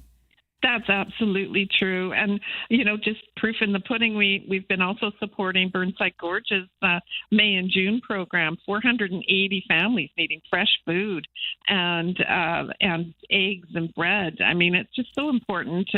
And as a community, we can band together and help each other right here at home. It's so simple, to get on that summer bandwagon with us, with Kids Count, and make it really matter here at home. Yeah, I bought cherries yesterday. Almost had a coronary. It's the reality of it. And you think I can't. I'm just shopping for me. So I think if I have two young ones, and kids are growing. You think of when they're like Ryan has two growing boys in their tweens. He needs a second fridge. So literally 12 and 15 years old. That happened. Yeah. So I can't imagine the stress that families must be under when they probably avoid the produce aisle. And that's not what we want to see happen with growing minds and bodies. And the dairy aisle, even, just to even have some fresh protein in yogurts and things like that. So these are things that our food banks are able to monitor and then go and pay for with some of that extra breakfast money. It's restricted to that. That's what they have for their use, just for that. So just think about that and visit our website to learn more, or CFAX 1070, Virgin Radio, and get on that 50-50 and walk away with a little bit in your pocket this end of summer. Exactly. There's the need that's out there. There's where the raffle money will go to support, but also help yourself, because if you win this, you're going to get half the pot, whatever the pot gets to. I mean, we're hoping to make this pretty big if people buy some tickets. Where do you buy tickets? You can go to CFAX1070.com. You can go to CFAXSantas.com if you want to. You mentioned Virgin Radio, our sister station at 107.3 Virgin Radio, getting on board with this too. So if you click on the big banner, you just go to any of those websites, you'll see the picture. It's the Mega Summer 50-50. Click on that, and you can buy tickets. Now it's a gaming license. You gotta be overage. Can't be a kid doing it. You got to be in BC. So there's a few restrictions like that, but otherwise you can buy tickets right there online. It's a deal if you buy a lot of them together, because the more you buy, the better the deal is, Christine. Only takes one ticket to win, though. That's true. 10 for 1, 5 for 25, 20 for 50. It sounds like when you're at the baseball game and they're walking around yelling at you like 50-50, get your tickets. It's that kind of thing. That's what we'll be doing next week, Ryan. Yeah, there you go. Christine, great to talk about this. I'm so excited for our Mega Summer 50-50. Let's see how high we can make that number go, because it's going to a good place. Thank you for talking to us. Thank you, Lisa. Thanks, Ryan. Thank you. All right, and we'll keep you up to date on how that's going. I noticed that we're up to, let's see, it's $685, which is not a lot. We've only just started this thing this week. We're also launching at a time when people are busy. Kids are just out of school. Everyone's planning their vacation. So we're giving it a little bit of time because we want you to be able to latch onto this and not miss out. You do have to be over 19. You do have to be a BC resident. But with that, it gives you more opportunity to possibly win it. And we're expecting this to go quite high. We hope so. Yeah. Yeah. So launching it this week with everybody busy with school out and Canada and all that, we understand a little slow in the uptake, but that's going to pick up pace really quickly. So we'll keep a running tab on where it's at. And anytime you want to buy in, it would help us, help you, something to that fact. And hey, if you both column A, column B, if we did Alberta, BC. No, I like that. Wrong. That was good. If we drew it today, you'd win $342.50, which is nothing to sneeze at. No, but it's let's add some continue zeros. to go up. Exactly. Let's add some zeros behind that. Very okay, nice. Got to take a break. 7:30 News is next. Developing political story, a big doozy. Vashi Capellos. What started as a dull day is anything but The top newsmakers. your go-to political debrief. Daily. What is really going on? The breaking news. Just moments ago. And the entertaining analysis and debate to follow. I don't think you can sugarcoat it. It's an issue. It's not true, guys. Yeah. Vashi Capellos. There is a greater plan here. Vashi Capellos. Weekdays 9 a.m. to 11. Bigger picture politically, which is on CFAX 1070.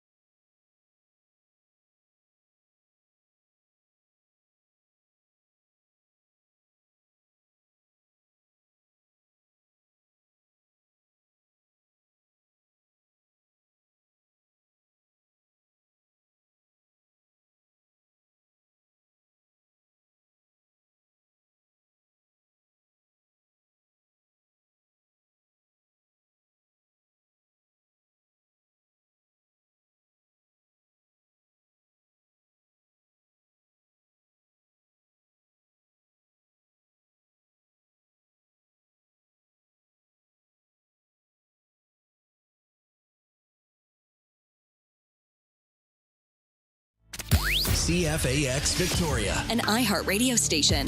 If it's happening, It's here. CFAX 1070. Good morning. We are looking at some possible rain heading towards Greater Victoria. Full details to come. Right now, 7:32. Let's take a look at the news. Here's Lisa. Thank you. And that should further dampen the fire conditions, the fire threat on this island. The BC Wildfire Service says there's only one wildfire currently burning out of control in the province, a far cry we've had in previous years. It's the so-called Riley Creek fire burning south of Lillooet, about 50 hectares in size. The service says it is one of 18 active fires burning in BC. A fire discovered earlier this morning on Thetis Island, the Southern Gulf Islands, currently classified as being held at well under a hectare in size. Looks like crews have a good handle on that. The latest situational report says the cool, wet weather is helping decrease the risk of new fire starts in most regions across the province, including here on Vancouver Island. Victoria Police continue to ask for witnesses to a collision involving a pedestrian earlier this week. The hit and run happened around 1 Tuesday morning at Cook Street in Caledonia, adjacent the ballpark. The pedestrian is said to be in serious condition. If you have any information or even dash cam footage, they'd like to hear from you. Maritime shipping costs might affect you.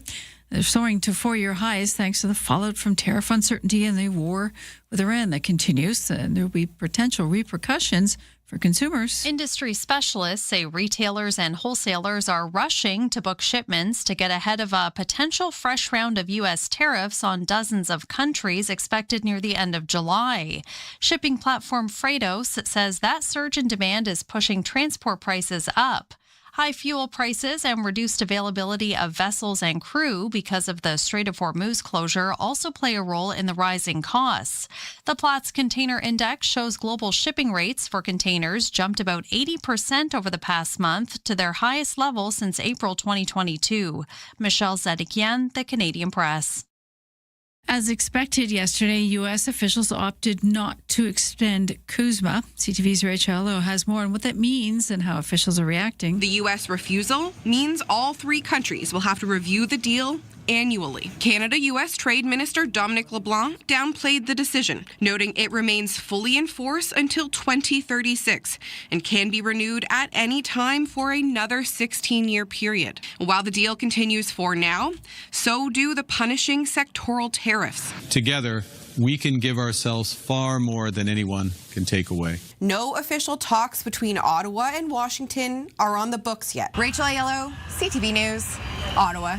And Donald Trump's latest financial disclosure report shows he raked in about $1.2 billion last year from various crypto holdings, overshadowing the real estate business that brought him to fame and propelled him into the White House. Whereas it took decades for Trump to amass his various properties, the rise in crypto and the portfolio took about a year. The stunning disclosure this week, that report, about 900 pages long. For context, U.S. Vice President J.D. Vance's disclosure was 17 pages long, and former U.S. President Joe Biden's disclosure that covered the year before he left office was 11 pages long.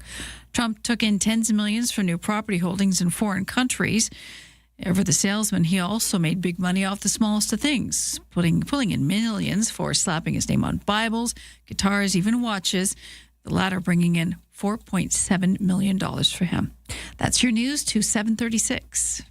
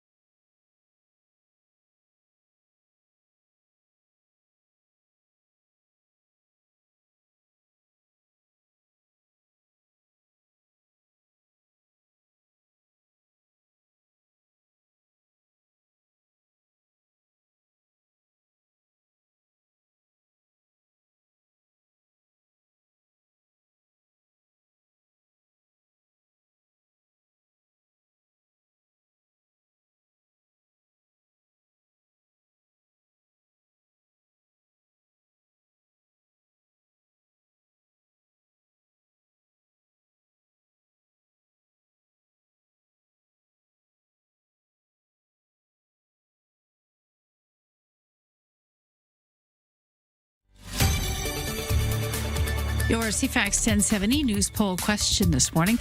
Have you curbed your dining out, entertainment, and sporting events to save money? 46% say yes, a lot. 32% say a little. And 22% nope. Still going out and still eating out too. You can vote at CFAX1070.com or the iHeartRadio app. I'm Lisa Best, your news time, 7:37. Thanks, Lisa. Traffic tip. Texter's still letting us know things are a little slow on the Trans-Canada Highway as you head in towards Victoria, just past Millstream, just before Thetis, sort of in that stretch of the highway. Police are dealing with some kind of incident off to the side of the road, and people are just kind of taking it easy as they get past whatever that situation is.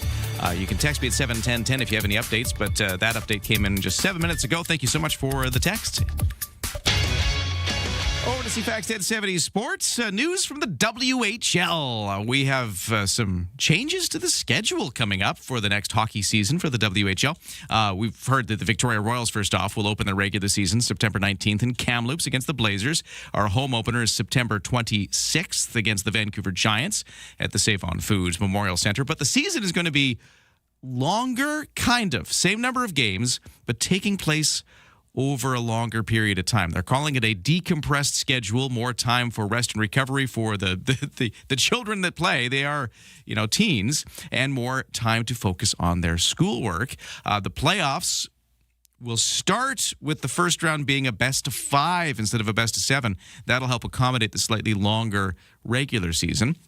They're also going to allow flights. They've been bus only for a while, but WHL clubs will be permitted to travel via air for one set of road games under certain conditions as long as they're long enough distances. So that news out of the WHL. Victoria Harbour Cats evened up their series with an 11-2 win over the island rival Nanaimo Night Owls last night. Nanaimo had won the opener on Tuesday evening. That was the big Canada Day fireworks night. So the Cats and the Owls will finish off the series at Wilson's Group Stadium, Royal Athletic Park tonight before the Harbour Cats hit the road for a weekend series in Kelowna. The Blue Jays are about to hit the road themselves. They're going to be taking on the Seattle Mariners in Seattle starting tomorrow for 3-game set. Last night, the Jays with a win 9-3 over the New York Mets, and Toronto wins that series against the Mets, the first series victory they've had since mid-June. Over to the FIFA World Cup. Continuing today, 3 round of 32 matchups. First off, Spain plays Austria. Then Portugal takes on Croatia at Toronto Stadium, which is the last one for Toronto, I think. This is their final game they're hosting. BC Place Stadium, Vancouver, will also have a game today. That's Switzerland meeting Algeria. And that is your CFAX 1070 Sports to 740.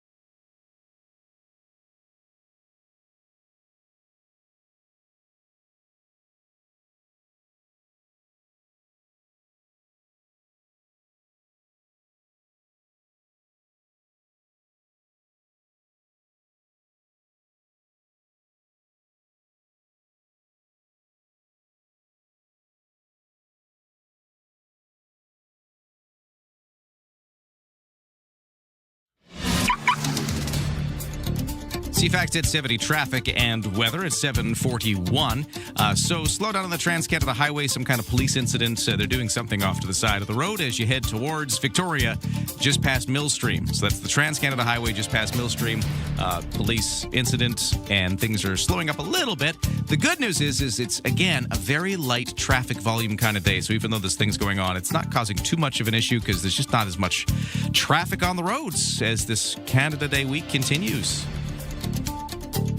Bay Street Bridge, full closure continuing until 8, so that should wind up in about 20 minutes, if not before. But yeah, overnight road work on the Bay Street Bridge continuing, and at BC Ferries, no sailing waits right now, although it's getting close. The 8 o'clock sailing about 90% full from Swartz Bay to Tsawwassen. In the weather, a few sunny breaks with us at the moment, but some showers are on the way. I was looking at the weather radar, and up island, we've been seeing the rain kind of washing over, and it's sort of heading south towards us. So we are thinking that sometime later this morning, We'll see a few showers blow through Victoria. Then it should come to an end of the afternoon. Small chance of drizzle overnight, so we could still see something, but it looks like the main bit of it will pass us by kind of midday in the Victoria area. It's also a lot cooler today, so 15 degrees is the high. We're around about 12 right now. Tonight, the lows will go down to about 13 degrees, so they don't actually drop. We're going to just sort of stay the same temperature, more or less, within a couple of degrees today and tonight. It all starts to change tomorrow after we get through that chance of drizzle in the morning. We'll have a cloudy day, but drier as the day goes on. Highs of 18. Saturday and Sunday clearing with some sunshine. Highs of 20 on Saturday, 23 on Sunday. Right now, like I said, about 12 degrees. On the markets, S&P TSX in Toronto open again after being closed for Canada Day yesterday. It's up 41 points to 34,898. The Dow in New York is up 411 to 52,716. The Nasdaq is up 91 to 26,131. Canadian dollar at 70.5 cents US. Oh, I did it again. It's just not the same if it doesn't play. I need to feel normal. Ryan and Lisa, mornings on CFAX 1070. Phew, okay, I'm better now. Wow, I feel centered somehow. I feel so much better. Okay. There you go. It's the little things. It is. Yeah. Okay, so not only do we have the Mega Summer 50-50 supporting Kids Count by CFAX Santa's Anonymous going on, we've also got tickets to give away today to see Pacific FC. Oh, nice. Now, we've been giving them away around about this time. So maybe we should do it? Okay. What do you think? You can help them win. So Pacific FC, they got Halifax in town on a Sunday. They've been off for a couple of weeks because of the World Cup break. A lot of soccer leagues taking the time off right now because the World Cup is on, but they're back. No one's watching. Yeah, it kind of makes sense. Focus on the big thing. Of course. But now they're back on Sunday. And they've got the new coach in. It's going to be a big, exciting day for Pacific FC out there at Starlight Stadium. We'd like to send you with 4 tickets. So let's just do it. I'm going to open up the phone lines at 250-386-1161 right now. 250-386-1161. If you want the tickets, 4-pack to Pacific FC, just give me a call. Look, there's the phone. It's ringing. Who's this? Someone's awake. Hello. Good morning. Good morning. Who's this? Good morning. Axel.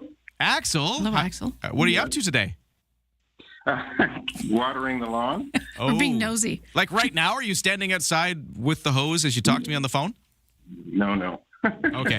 You came in for the phone call. Watering the lawn, that's actually a good thing to do because we were talking to Fiona, our gardening expert, back on Monday, and she was saying the best days to water are actually the days where it is raining because it sort of like makes the ground more absorbent. Oh, good. Well, that worked last week too. So all right. You chose wisely. Well, it sometimes feels strange to be watering when you know it's going to get wet, but that when you only have certain days, then you have to do it then, right? Yep. Exactly, and it just happens to line up because that was the tip we heard from Fiona. Do it when it's raining. Are you a Pacific FC fan, Axel? Yes. So, wow. Then I guess you're going to be excited to go on Sunday. I think that would be great, and I've got some grandkids visiting from Saskatchewan who are going to come with me. Oh, amazing. Well, you got 4 tickets, so here we go. Well, you got guests in town who get to go. I'm really glad you called in today. Thank you so much, Axel. Thank you so much for this treat. So, well, have a wonderful day. Don't go anywhere, though. Hold on the line because I'm going to talk to you off the air. And we'll get you your tickets. Lisa, I love it when people have those stories. Like they just sort of lines up. Like, I've got people in town. We were looking for things to do. And look, there's the tickets showed up. It's like manna from heaven. I love it. Okay, well, let's get the news headlines on here. At 7:46, here's Lisa. The BC Wildfire Service says there's only one wildfire burning out of control in this province, a far cry from previous years. The so-called Riley Creek Fire, which is burning south of Lillooet, about 50 hectares in size. The service says it's about one of 18 active fires in BC, according to their website this morning. The latest situation report says the cool, wet weather is helping really drop the risk of new fires starting in most regions of the province. But, of course, if you're going camping this weekend, taking the kids out, be careful with the fires. Those campfires. A fire discovered this morning on Thetis Island is currently classified as being held well under a hectare in size, so crews making fast work of that. Canada's envoy to the UN says Prime Minister Mark Carney's vision of working with countries that aren't traditional allies is beginning to take shape. Our UN ambassador, David Lametti, says Part of his job is coordinating with middle powers on issues that matter to Canada. That includes work on safe adoption of artificial intelligence, addressing Haiti's security crisis, and preserving international law. He says those goals can't be pursued solely through rich countries. So Canada renewing its relations with China and India while seeking trade linkages with Europe and Pacific Rim countries just makes common sense. Rescuers pulled a 43-year-old security guard alive from a collapsed basement in Venezuela 8 days after those twin earthquakes struck. The man had been trapped since June 24th beneath a shopping mall in La Guaira, where he worked overnight. His small security cabin stayed partially intact as the building collapsed, creating an air pocket that kept him alive. A Costa Rican Red Cross team detected signs of life over the weekend, made contact with the man, and helped lead the rescue operation. Pretty amazing story. That's your news to 748. Well, congratulations again to Axel for winning our 4-pack of tickets. We got another 4-pack of tickets to see Pacific FC take on Halifax this Sunday. Tomorrow, we're going to give those away. So one more 4-pack to give away. Stay tuned for your chance to win. We got some BC politics to talk about. So it's been a busy week. We got Canada Day. Lots of stuff has been going on. So we don't want to miss some of the important things happening as well, like the fact that the BC Conservatives, you know how they've got the new leader in Carrie Lynn Findlay after their leadership contest wrapped up. Now, she has really shaken things up in her sort of front benches, the shadow cabinet for the BC Conservatives. Yes. A whole bunch of new positions. Some people reading into this thinking like, a lot of the people who supported her during her campaign for leader getting rewarded, and people who maybe competed against her or supported her competition getting sort of shuffled to the side. Mm-hmm. That's one read on this. Is that true? Is that what's happening?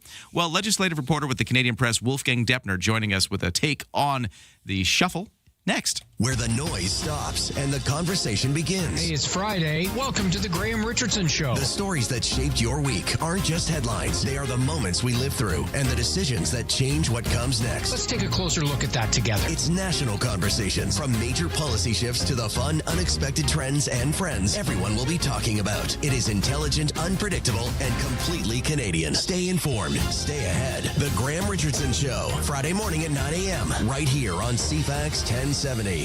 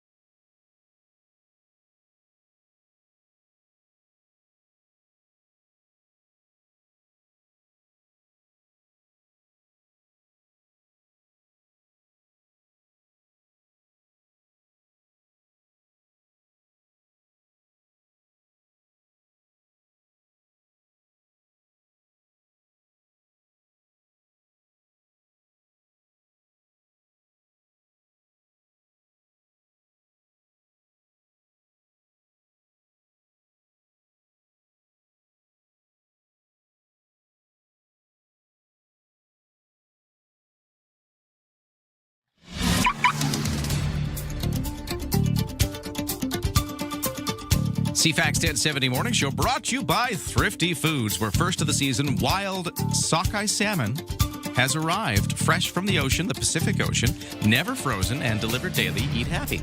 Okay, what's going on the roads? Well, continued slowdown on the Trans-Canada Highway. This has just been a feature all morning. Police have been dealing with some kind of incident.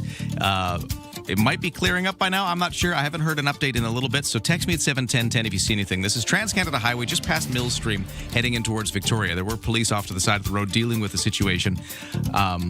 If you have an update, let me know. Is it clearing up?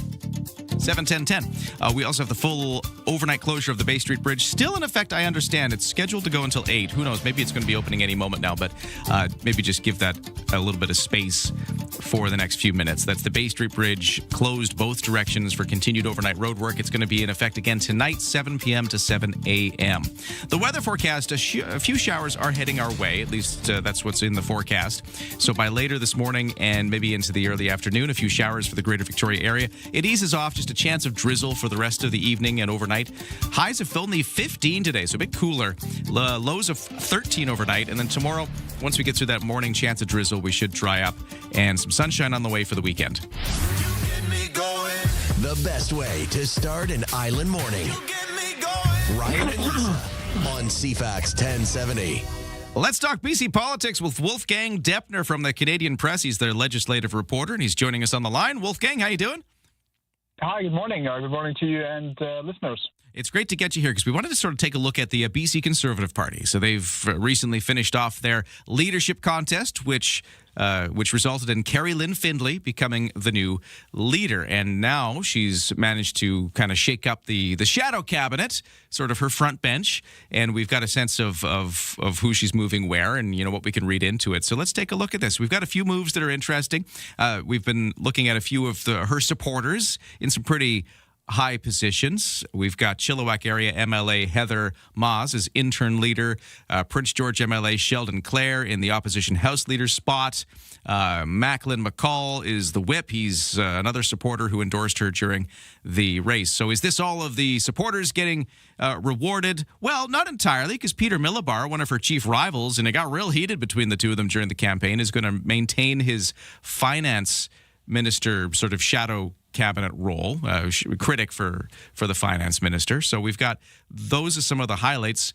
Take me through what all this means and what we can glean from all this. Yeah, so let's look at the leadership team first. And the changes that we saw announced earlier clearly signal Carolyn Findlay's stamp. She's trying to put sort of her people into key leadership positions, starting with the House leader. So Sheldon Clare is now the new House leader. We have a new whip, and we have a new interim leader. And as you said, all those three of those names, McCollum, and Sheldon Clare, they all supported Carolyn Findlay doing the leadership campaign.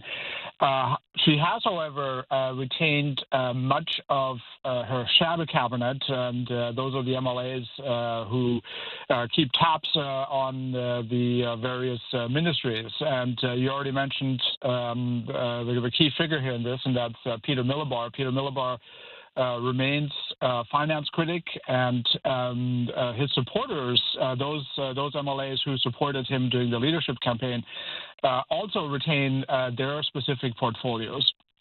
And I actually think that's a smart move. One, it retains their expertise. It shows that Findlay trusts these individuals to keep doing their job. Just imagine the stories we'd be doing if, let's say, Peter Millibar were to be moved out of that finance portfolio. More importantly, I think it signals it's a sort of a signal to the other parts of the party that, hey, look, we're all on the same team here. You might even say it's a signal of reconciliation. So on one hand, she has made some changes to reflect, to sort of reward those who supported her. But on the other hand, she's also smart enough to know that she needs everyone on the same page here.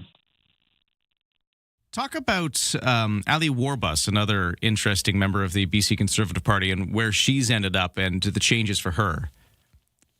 Yeah, so that's a really good question, and it's I would say it's actually fairly complex, and I think what we saw with that change is Findlay responding to some of the perhaps more radical voices on the right side of the political spectrum generally.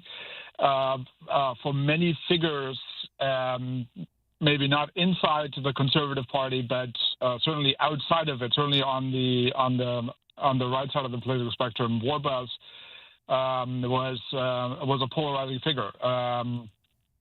people like Paul Ratchford and others who were once part of the Conservative Party, but then sort of drifted further to the right, have always taken shots at Warbus for being sort of not being part of the party, and there are some pretty how should I say this pretty nasty overtones in the criticism that was aimed at Warbus over the past few months. Warbus being, of course, the daughter of the former Lieutenant Governor Stephen Lewis Point. Also, she's also Indigenous, and that was So a lot of people outside the Conservative Party, but within the Conservative spectrum were sort of we're taking shots at her, and those shots weren't always the best ones. Let's put it this way. So in a way, this is sort of Findlay moving Warbus out of that position as sort of a concession to those voices.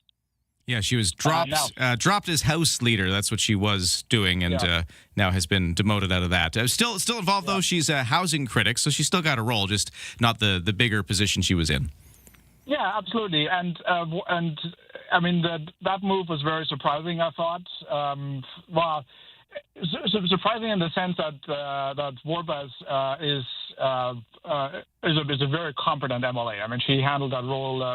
Handled that role very well. But as I suggest, this is sort of a concession to some of the more radical voices within the conservative spectrum. Okay, we're out of time, but I have one last quick one, and that's Trevor Halford. Talk about where he ended up after what he's been through over the last period of time with the transition.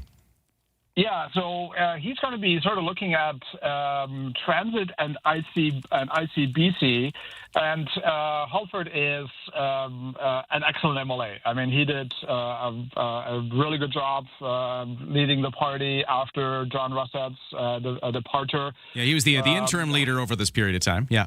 That's correct. Yeah. He was the interim leader. He really steadied the ship for the party. He created sort of a message discipline.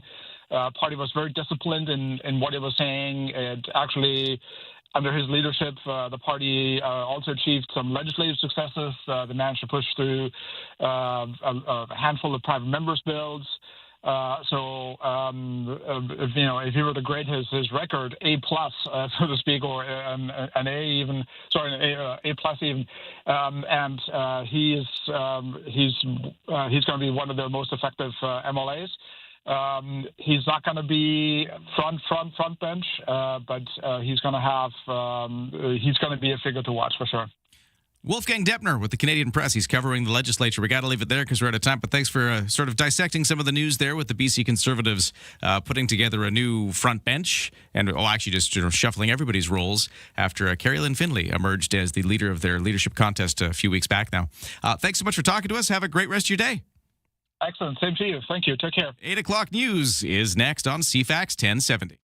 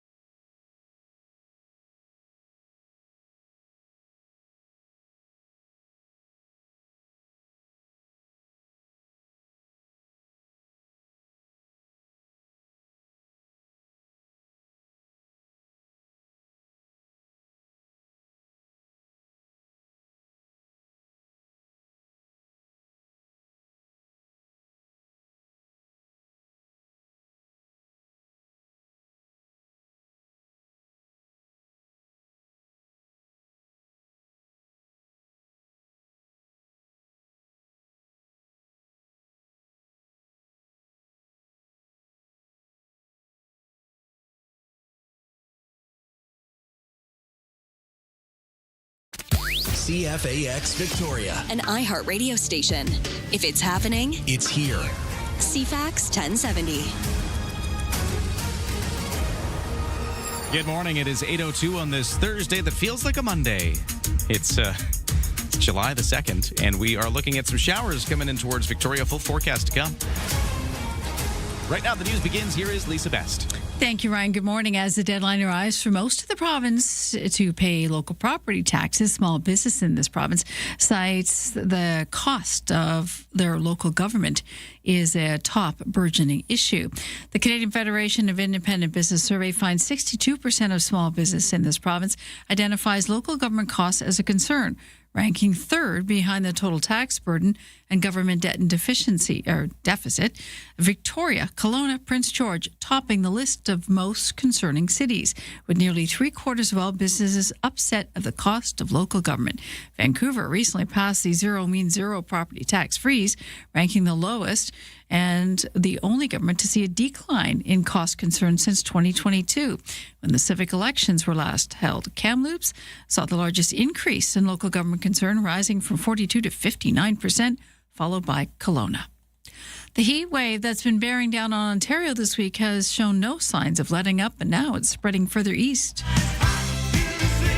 Environment Canada has scores of heat warnings posted again for most of Ontario and Quebec, and now stretching across to New Brunswick, Nova Scotia, and Prince Edward Island.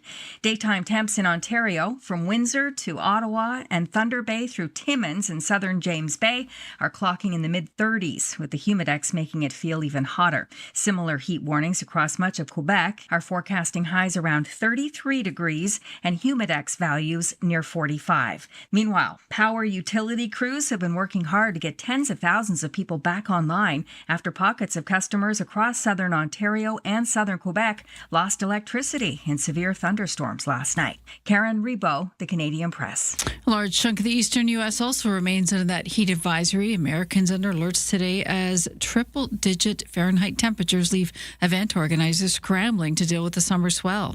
This is a situation in New York. Millions facing what could be one of the hottest July 4ths on record. I got in the car. It felt like I almost burned myself. It was bad. FIFA fans out in force at FanFest and games along the East Coast from New Jersey to Atlanta. It's very exciting. I like everything, so it's very, very exciting, but it's very, very hot. Event organizers patrolling the grounds in the event someone needs help. The mayor of New York City asking people to set their air conditioners at no lower than 78 Fahrenheit. Canada's ambassador to the UN says the Prime Minister's vision of working with countries that aren't traditional allies is beginning to gel at the UN. David Lametti says part of his job is coordinating with middle powers on issues that matter to Canada. That includes work on safe adoption of artificial intelligence, addressing Haiti's security crisis, and preserving international law.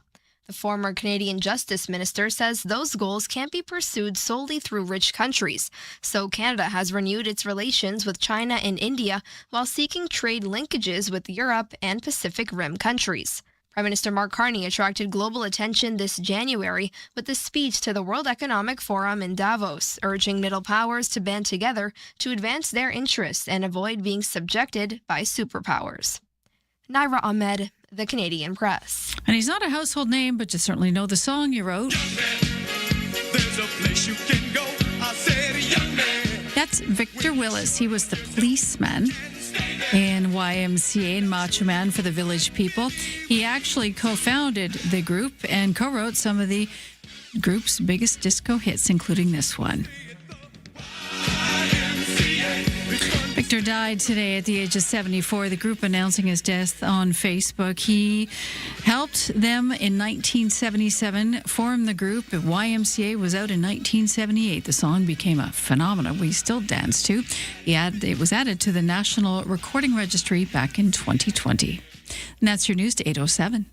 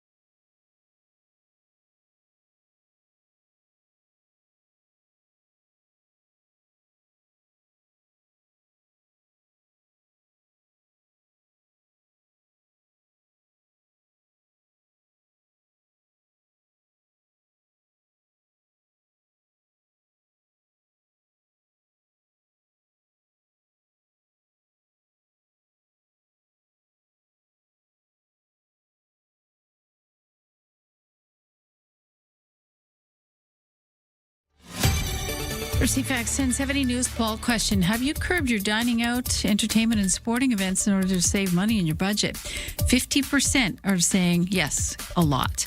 32% say a little, and 18% not at all. You can vote at CFAX1070.com or the iHeartRadio app. I'm Lisa Best, your news time, 8:08.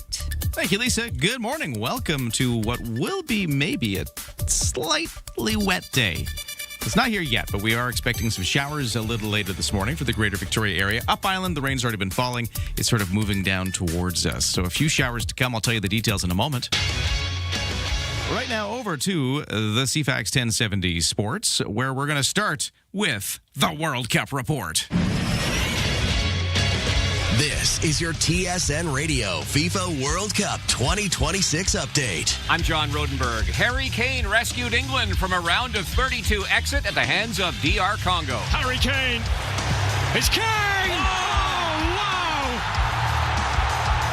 Oh, wow! Kane scored twice in the final 15 minutes of the match to give England a 2-1 win and a spot in the round of 16 in Mexico versus Mexico on Sunday.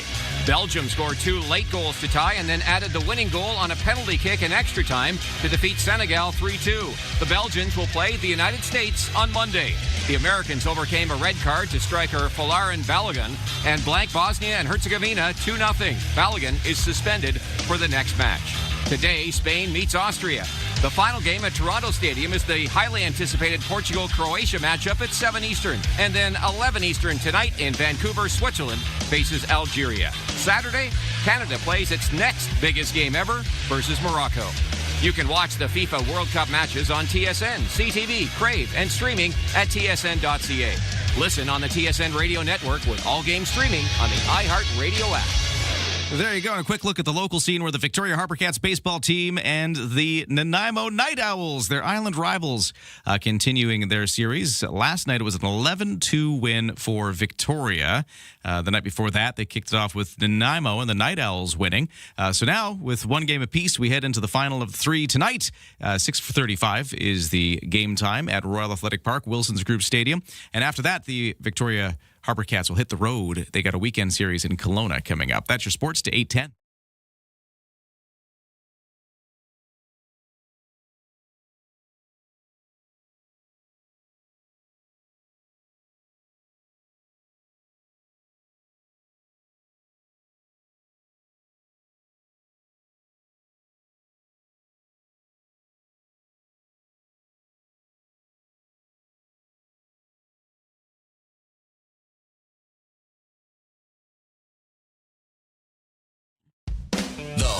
Show with Tony Joe. Everyone wants to know about real estate. Is the market going up or down? Time to buy or sell? How can government programs and policies affect you? Hear from local experts on topics like appraisal, inspection, investment, and others on how to maximize your real estate sale. Providing info on everything you needed to know about real estate. The Whole Home Show with Tony Joe. Saturdays at noon on CFAX 1070.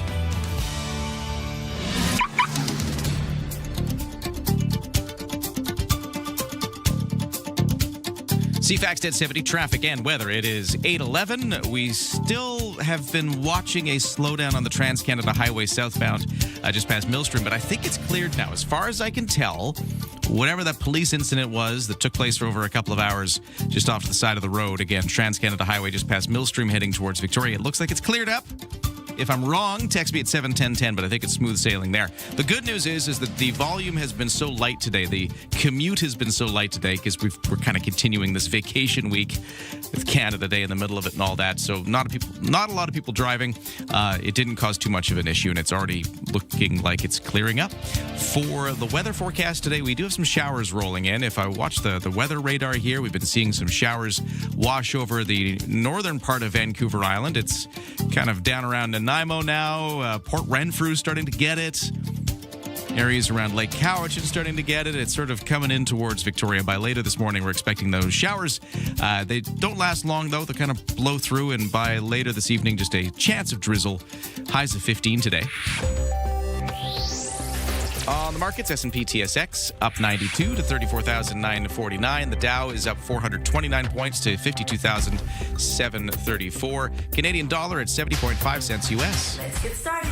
Start your day informed and entertained.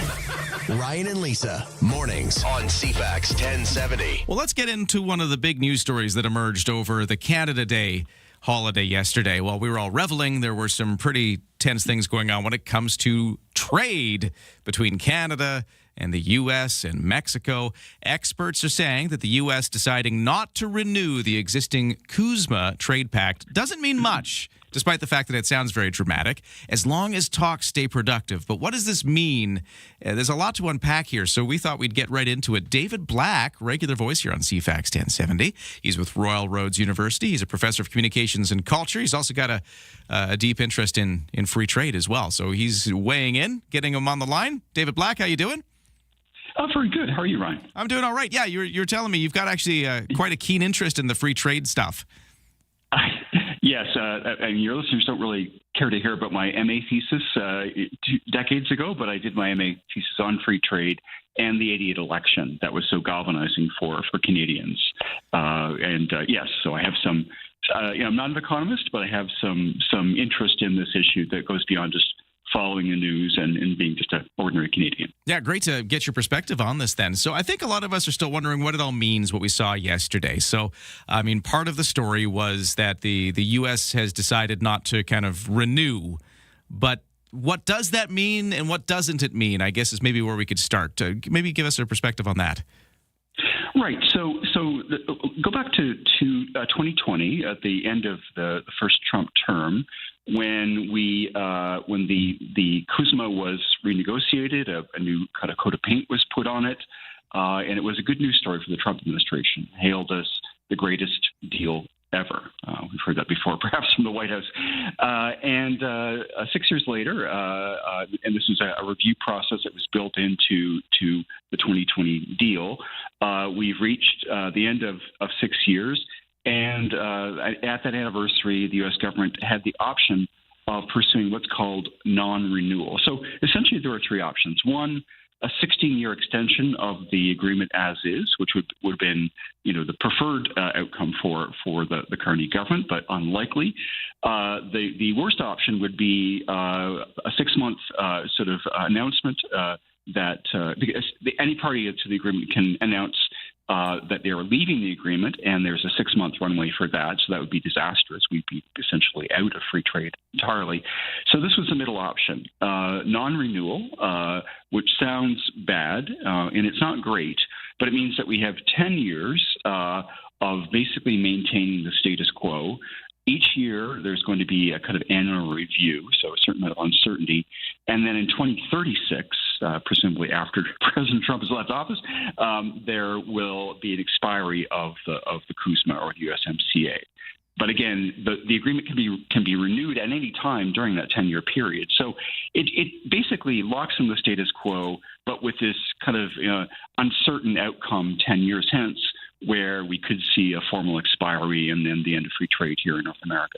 And what does that mean? There's a lot there. Is this like a bargaining tactic for the U.S. to kind of like keep the trade deal, but kind of maybe apply some pressure? What does this mean if you are business and you are now facing maybe some uncertainty about the state of free trade? Will this be a problem there? We got a lot to unpack about what this all means. But that's sort of the mechanics of what just happened yesterday on this July 1st. It's not like a sudden end to anything. Things are just going to continue on with the status quo, like you said, but the U.S. deciding not to renew for the full 16 years. The CUSMA deal, what we used to call NAFTA. Let's get into this a bit more in a moment. Do you mind holding on the line, David? Of course. Okay, we'll do that just a moment after we get to the news. With the headlines, here's Lisa. Prime Minister Mark Carney making tracks to the West Coast. Again today, he'll be in Vancouver meeting with the BC Premier David Eby, discussing major projects here. Carney's itinerary says today's announcement with David involves a new cooperative prosperity partnership. Unpack that. It probably means what we're going to get out of having a pipeline across our province.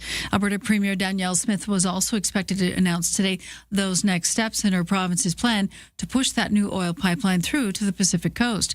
Eby had pointed out the proposal pipeline lacks a firm route or a private sector proponent, and had said Ottawa should put more emphasis on energy and infrastructure projects in this province than that have the private backing already. Carney, in a video, says that the goals set by former Prime Minister Justin Trudeau's government for climate and energy plan were well-intentioned, but they're also not sustainable over the long term, so we won't be meeting those goals as well. Donald Trump's latest disclosure agreement shows that the U.S. president's personal wealth ballooned by more than $2 billion over the past year. That stunning disclosure this week, 900 pages long. For context, the vice president's disclosure was 17 pages, and former U.S. President Joe Biden's disclosure for the whole year before he left office was 11 pages. Trump's documents show that money came from a number of different revenue streams, everything from selling watches under his name, Bibles, individual real estate investment, his Mar-a-Lago resort home in Florida. The biggest profit driver in his portfolio, though, was cryptocurrency. An actor and activist, Danny Glover, has told us he has Alzheimer's disease. The Lethal Weapon star, who turns 80 on July 22nd, was diagnosed 3 years ago. He says he's still coming to terms with the disease. Alzheimer's affects more than 700,000 people in Canada and, of course, millions more worldwide. That's your news, Date 19.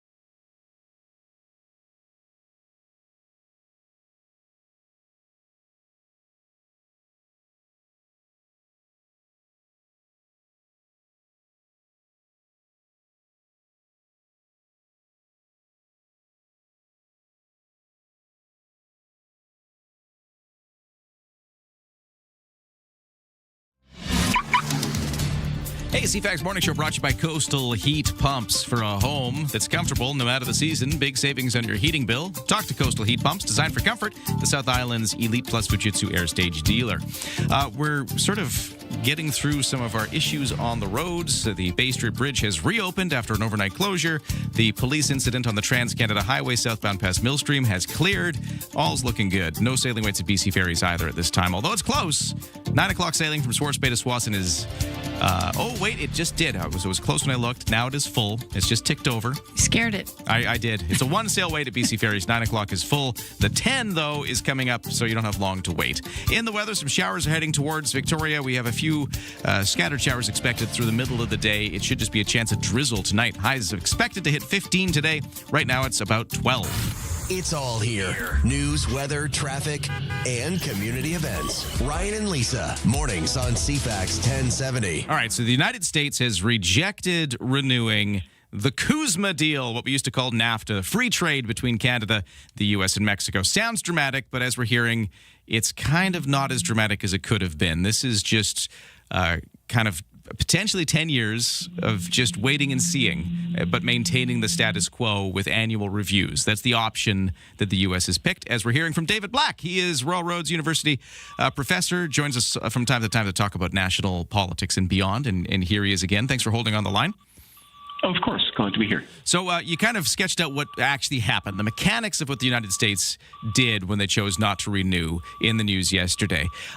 But let's talk about what this actually means, because I feel like there's a couple of different reasons for this. One seems like, is this just a bargaining tactic on the part of the U.S., still trying to get the concessions they want out of Canada, things like dairy, for instance, they'd like to more into the dairy market. Are they just trying to continue to leverage themselves into a better deal is one of the questions I have. And then the other thing is just, what is the effect of it? Even though it's the status quo, with this added uncertainty, that can't be good for, long-term business planning. So what are your takes on all of that? Well, I think in terms of sort of what the strategy here is, I think there are two things going on. First of all, just as a matter of kind of economic policy and essentially kind of the U.S.'s positioning of itself within the world as we find it in 2026. The White House has been concerned to kind of undo globalization, to attack, if you will, the post-war liberal trading order that they were a major part of building, and instead pursue what's been called Fortress North America. To use a fancy term from kind of economic history, a kind of neo-mercantilist sort of economic project where the Canadian and Mexican economies are more integrated in the United States. High tariff walls go up against the rest of the world, and we become, less partners and more kind of, subordinates to, kind of American power. The U.S. doesn't need the world as much as other countries need the world. They're pretty self-sufficient in a lot of ways. They don't import as much as we do.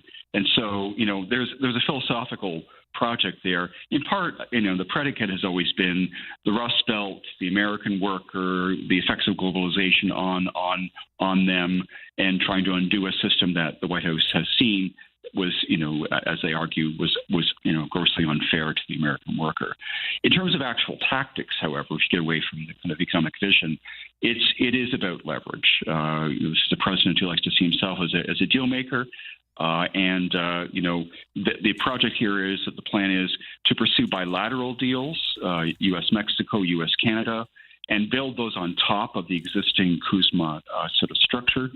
Jameson Greer, the U.S. trade rep, calls the CUSMA the load-bearing structure in which these bilateral deals, which would not have to be likely approved by Congress, will be built. The U.S. is concerned to end supply management in our agricultural sector and get the Online Streaming Act undone and go at things that are more symbolic than material, like the removal of U.S. alcohol from a lot of provincial liquor store shelves. Not the biggest deal in the world, but, an irritant for the White House. So those are the things that they want. For Canada, we just want to maintain some connection to the United States. 70% of our exports go there, even as we unwind that a little bit and look to other markets, as Prime Minister Carney has been busy doing. But at the end of the day, we share a border and a continental economy with Mexico and the United States, and we can't ignore that. David, the fact that our booze their booze isn't on our shelves as an irritant still surprises me with the clout that the U.S. has. But we knew this was kind of coming. As an average Canadian sitting back, Donald Trump has made every indication he was going to vote this down. He wasn't a fan of CUSMA for whatever reason. And it didn't really vary from day to day, where he sometimes changes his mind quite often. Is there anything government could have done to thwart this from coming to fruition on the first? Like, what could we have done differently, if anything? Well, actually, our best friends in this, our allies, unlikely as it is both Congress and kind of, the U.S. corporate sector. The reason that Trump didn't exceed, basically give a 6-month notice and leave the agreement, I think, is because it wouldn't pass Congress and it would have to. And there are a lot of corporations. Corporate America likes CUSMA, benefits by it, really depends on these supply chains, and doesn't want this undone. So we are kind of allied with unlikely sort of partners in this against the White House. And I think that remains the biggest constraint, not our persuasive abilities, not what Dominic LeBlanc and Jen Charette can do at the table, but the fact that corporate America and some party, even Republican Congress, doesn't want this deal to end. We're talking about what happened yesterday. July 1st was a big day for free trade and the agreement between Canada, the U.S., and Mexico. The U.S. signaling they're not renewing, but what does that really mean? Because like we've been explaining, it's not like they're leaving it right away. We'll just sort of have this period of uncertainty over maybe 10 years. It's sort of a 10-year wind down. If we get that far, they could renew it any time, and who knows what'll happen. That's a long period of time in politics. So many more things we could have talked about, but I just looked at the clock, and we're out of time for today. So David Black, Professor of Communications and Culture at Royal Roads University. Always great to talk to you. Thanks for weighing in. We'll just have to talk again soon about all the other things we could have talked about.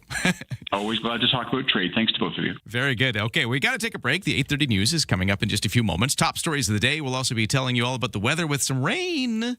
It's coming. It's up island. It's coming towards Victoria. The full forecast is next. From CFAX 1070. Here's what's happening around the island. Downtown Victoria is alive with free soccer-themed events, live match screenings, and more. Details at downtownvictoria.ca. Celebrate summer at the 59th Annual Saanich Strawberry Festival, Sunday, July 5th, 11 to 4 p.m. at Beaver Beach at Beaver Lake Regional Park. Get more event info at CFAX1070.com. If it's happening, it's here. CFAX 1070.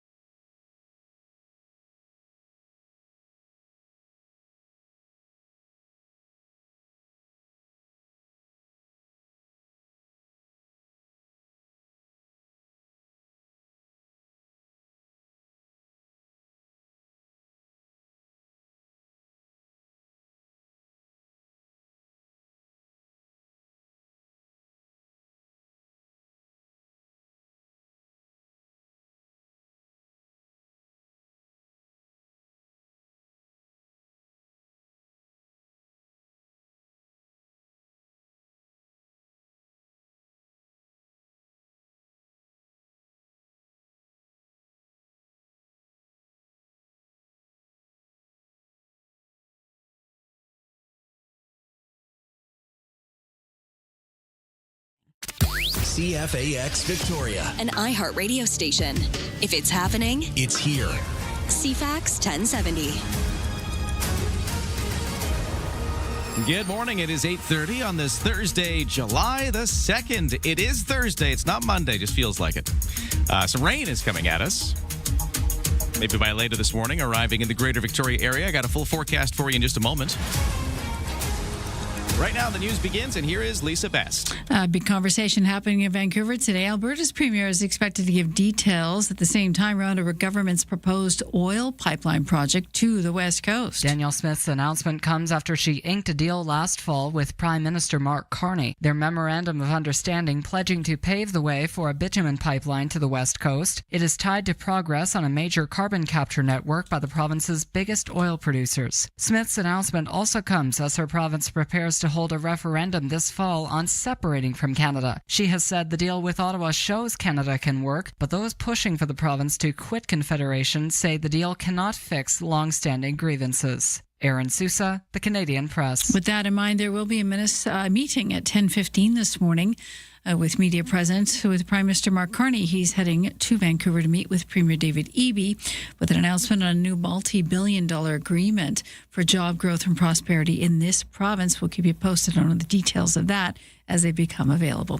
Canada's envoy in New York City says Prime Minister Mark Carney's vision of working with countries that aren't traditional allies is beginning to gel at the UN. Canada's ambassador to the UN, David Lametti, says part of his job is coordinating with middle powers on issues that matter to Canada, including work on safe adoption of AI. People would like to have a say with respect to the safety and governance of artificial intelligence, but they also would like to be able to benefit from artificial intelligence, specific and general applications. And so they want to have a voice in the adoption. Lametti also notes work to pool resources with Australia, New Zealand on matters ranging from the Israel-Palestine war to the involvement of women in conflict and peacekeeping are also hitting the radar. U.S. Customs and Border Protection officials told a hearing on Capitol Hill this week that there's been a significant decrease in drug seizures at the border with Canada. Acting Deputy Chief Jason Schneider also told the House Border Security and Enforcement Subcommittee that there's been a decline in the number of apprehensions of undocumented immigrants. The testimony came as Republican lawmakers made claims that Mexican cartels are looking to Canada as the United States cracks down on smuggling at its southern border. Members of the Trump administration have made similar allegations, despite U.S. government data showing a minuscule volume of fentanyl being seized at the border with Canada compared with Mexico. RCMP have said there's not a pervasive cartel presence in Canada. Kelly Malone, The Canadian Press, Washington. As the deadline arrives for most in the province to pay local property taxes, small business in BC cites the cost of local government remains a top issue, and guess what city was number one? The Canadian Federation of Independent Business Survey says Victoria came out on top. 77% say it's a problem. That's a 15% increase from the last election year of 2022. 62% of businesses overall identifying local government costs as a concern, ranking third behind the total tax burden. 81% said that, and government debt and deficit 63%. Vancouver recently passed the zero means zero property tax freeze, so it ranked the lowest and was the only government to see a decline in cost concerns since 2022 when the last civic elections were held. Well, it appears Friday night in the Big Apple is the night for Taylor Swift and Travis Kelce. Taylor Swift and Travis Kelce reportedly are getting married Friday night in New York City's Madison Square Garden. That's according to a law enforcement official who's been briefed on security plans. Mayor Zoran Mamdani wouldn't say much except, "We are fully prepared." Michael O'Brien, co-owner of O'Brien's Bar and Grill just across the street from the garden on 31st Street, is worried about customers being able to access his bar Friday night. They're telling us, as far as they know for now, people will have access to get to the bar. We've heard that before, as recently as the Knick game when Trump came. That day they told us customers would be allowed as long as they said they were going to the bar. And then they blockaded everything and let nobody hear. And in addition to the much anticipated wedding, there are also July 4th celebrations and tourists and a heat wave. I'm Donna Warder. Perfect storm. 1,100 guests apparently showing up for the wedding tomorrow, which happens around 2:30 our time. That's your news to 8:35.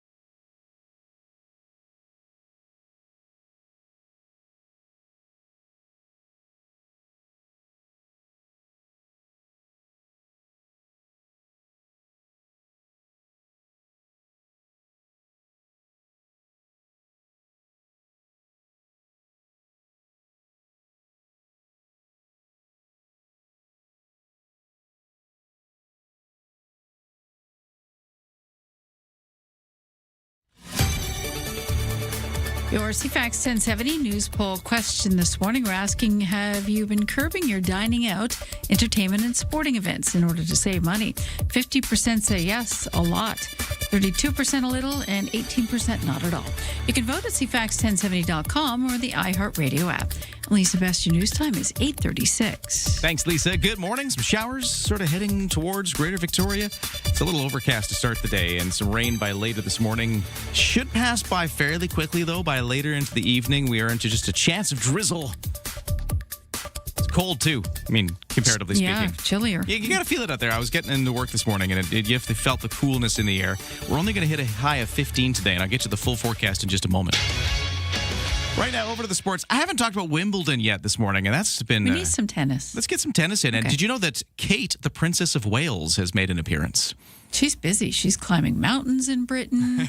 Now she's at Wimbledon. And it's her latest thing she's been doing since her cancer went into remission. She made that announcement. And of course, we hadn't seen a lot of Princess Kate for a while because of the health issues she was dealing with. But now she's visited Wimbledon as the patron of the All England Club. Kate last year was at Centre Court on consecutive days to present the winners' trophies to singles champions.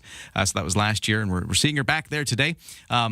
So anyways, that's happening in the world of tennis. Wimbledon continues for the world of the FIFA World Cup of Soccer. We got some games today, including both Canadian stadiums in action. First up, the one that's not in Canada is Spain playing Austria. But then Portugal takes on Croatia at Toronto Stadium in the middle of their heat wave. So we'll watch and see how that plays out. And then Switzerland meets Algeria at Vancouver, BC Place Stadium. More of these knockout games. Toronto under that heat advisory. Also a thunderstorm forecast around about the kickoff time for that matchup. So that's the soccer. In the baseball, the Victoria Harbour Cats evened up their series with an 11-2 win over their island rivals, the Nanaimo Night Owls, last night. Nanaimo won the opener on Tuesday evening, so they've split the series so far. Final game tonight. Who's going to win? We'll find out. 6:35. Wilson's Group Stadium, Royal Athletic Park. Toronto Blue Jays with a 9-3 win over the Mets yesterday. And the Jays now travel to Seattle to take on the Mariners. The 3-game series for those two teams starting tomorrow. And I'll close with a bit of news out of the WHL. Yeah, we're in summer, but some hockey news for you. The WHL have announced their next season, the dates for it. For instance, Victoria Royals will open their season September 19th in Kamloops on the road against the Blazers. But they're changing up the way the season works a little bit. They're going to make it the same number of games played over a longer period of time. So it's going to extend about a week for the regular season. They say they've decompressed the schedule to create additional opportunities for rest and recovery for the players, and also let them focus on their education, their schoolwork, since they are, youth players. Then they're also going to shorten the first round of the playoffs to a best of 5 instead of a best of 7 to accommodate the slightly longer regular season. So that's amongst the changes announced by the league. And there's another reason hockey is in the news right now. It's the NHL free agency, which is continuing with several big names still available. 3-time Stanley Cup champion Patrick Kane, Claude Giroux, a couple of the names remaining unsigned after a busy opening day that saw more than 55 players change teams on that opening round of the NHL free agency. It continues, and that's your Sports 2 640.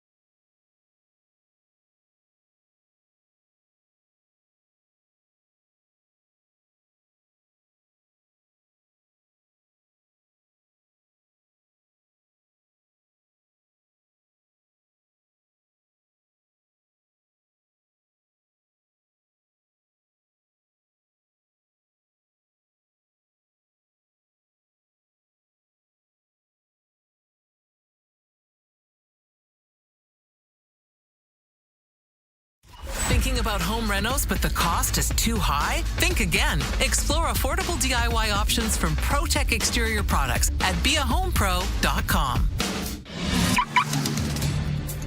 All right, I got 2 updates. One is that I said it was 6 in the morning a second ago. It's 8:41. 8:41 is the time, not 6. And I was just talking about Wimbledon. And just as I was doing it, I got an update that Canada's Gabriel Diallo is out of the Wimbledon's men's draw after a marathon 5-set loss to Italy's Lorenzo Sonego in second-round action that just wrapped up. So there's your Wimbledon update, just as I was finishing talking about it. Got that update. Well, that's happening out there in the world of sports. There's not much happening out there in the world of traffic. It is fairly easygoing right now. This sort of easy week where everybody's off for Canada Day. This first week of summer seems to be playing out with very light volume on the roads. If you see something, though, text me at 71010. Is busy at BC Ferries. 1 sail wait. 9 o'clock sailing is full. The 10 o'clock is next if you're going from Swartz Bay to Tsawwassen. And for the weather forecast, slowly watching the rain come towards us. Up Island, we're seeing some rainfall already. Some showers will be getting to Victoria probably by later this morning. Right now, we're starting to see some showers in the Jordan River and Shirley areas of the Capital Regional District. It's kind of coming towards Crofton, just up over the Malahat and Lake Cowichan, those areas. Duncan's starting to get some showers. This weather system's been kind of moving south across the island, and it's heading down towards Victoria right now. After those showers kind of play out in the kind of middle of the day today, it'll ease up. Just a small chance of drizzle for the rest of the evening and overnight. Tomorrow, we start to turn around after this kind of cool, wet day today. Tomorrow's looking like it's mostly cloudy with highs of 18. Then by the weekend, we're hitting sunshine with temperatures of 20 on Saturday and 23 on Sunday. Right now, it is a lowly 13 degrees.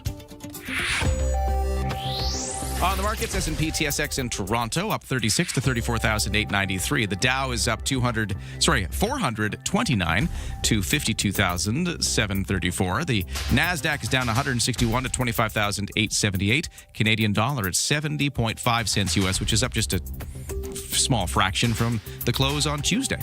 Don't attempt your morning commute without us. Ryan and Lisa, mornings on CFAX 1070. It's the CFAX Santa's Anonymous Kids Count Mega Summer 50-50. I think this is cool. We talked about this earlier today, Lisa. We were giving everybody the information about the fact that you can buy a 50-50 raffle ticket on like a radio station-wide scale for CFAX Santa's Anonymous and their Kids Count program. And since we last talked about it, it's gone up hundreds of dollars. Tickets are flying off the shelf. This is great. If we had a shelf. There's no shelf, but, we're selling tickets. It's a virtual shelf. Digital virtual shelf. Yes, we're closing in, or we're surpassed 1,000 at this point? It's $1,085 is so far the current pot.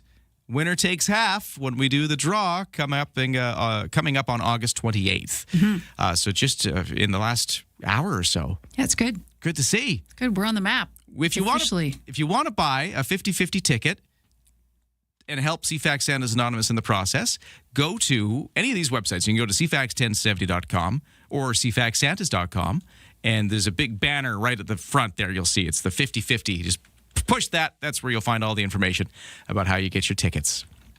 But yeah, lots of sales today. Okay, we'll take a look at the headlines now at 8:45. What's going on in the news, Lisa? Alberta Premier Danielle Smith expected to outline her government's proposed 1 million barrel a day oil pipeline to the West Coast. The project follows that memorandum of understanding that Smith inked with the Prime Minister last fall to advance bitumen pipeline.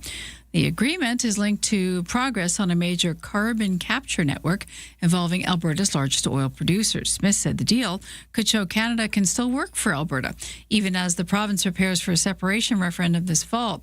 The Prime Minister is scheduled to be in Vancouver today, meeting with Premier David Eby to discuss major projects here. Carney's itinerary says it involves a new cooperative prosperity partnership, which means there's something big in it for BC, one would hope.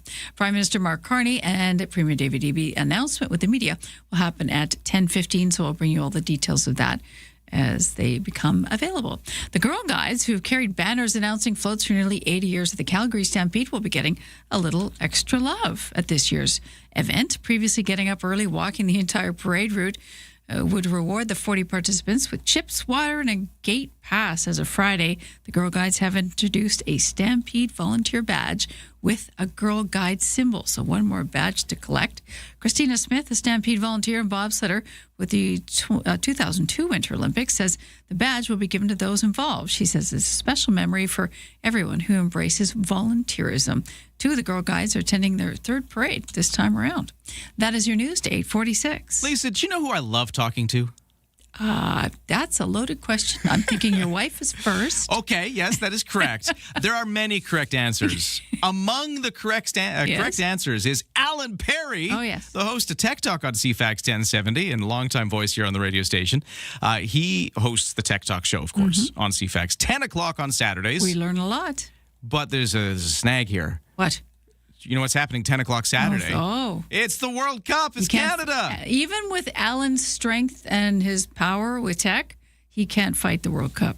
Yeah, so it's too strong for him. So we're going to let the World Cup be on the radio on Saturday at 10 a.m. as Canada takes on Morocco in this historic match. One of our tech tutor.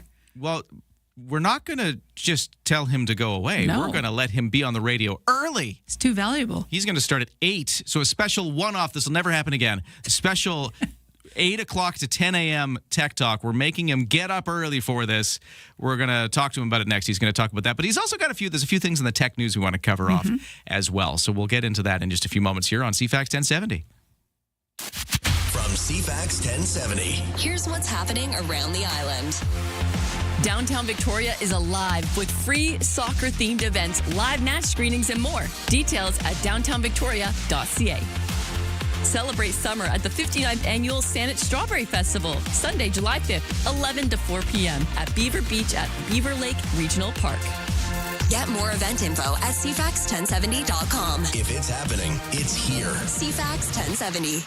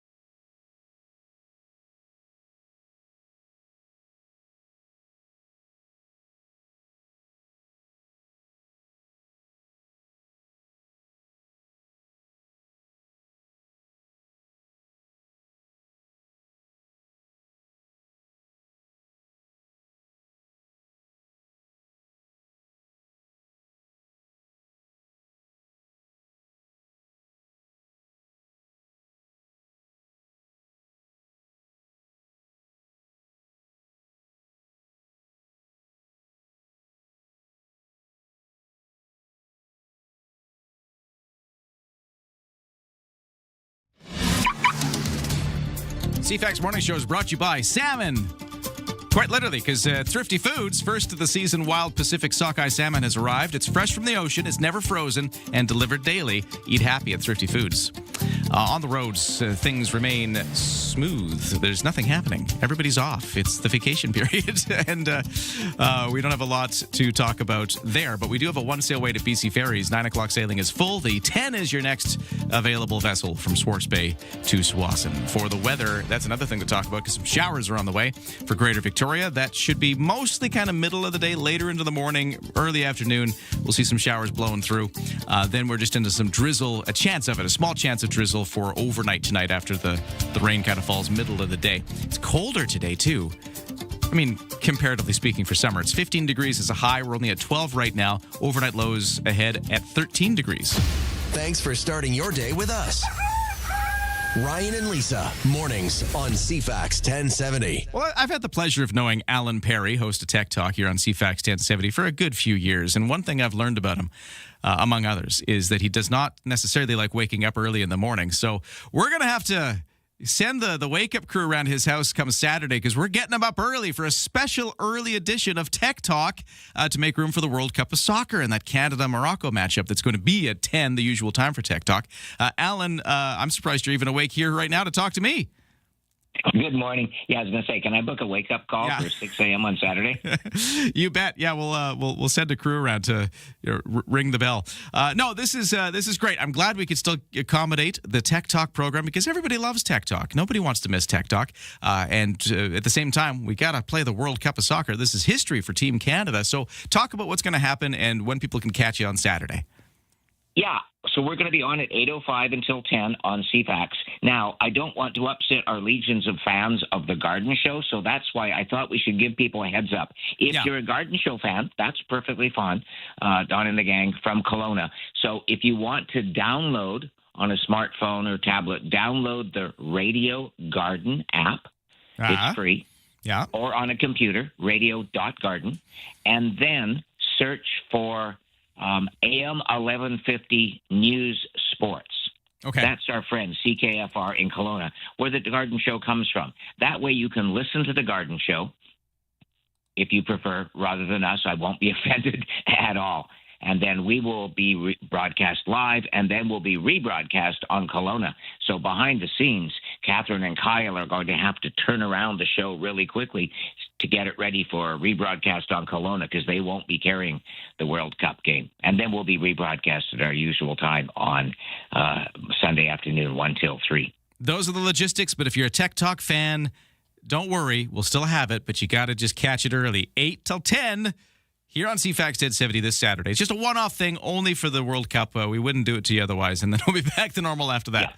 Great. Okay. And I'll create a special page of show notes that will be up there on Friday night, so tomorrow night, tech-talk.ca, and it'll include a web link. If you want to listen on your computer, it'll include 2 different web links so you can listen to the Garden Show instead of us, because I don't want people to be angry that we're preempting them for this special occasion only. And then can somebody save me a seat for the World Cup so we can go down and watch the game afterwards? We come to you from our studios where you are in Esquimalt, so going to check with Kyle and see whether we want to go out to Langford or to downtown Victoria to Market Square, which is the public viewing party. We were out in Langford for the game that put us into this match at Langford Station. That was an awesome crowd. Oh, man, it's so cool to see these things in a crowd, by the way. I mean, it's great to watch them at home, but there's something about the energy of being in a group of people just hanging on a moment, on a kick, on a whatever. It's really cool. Yeah.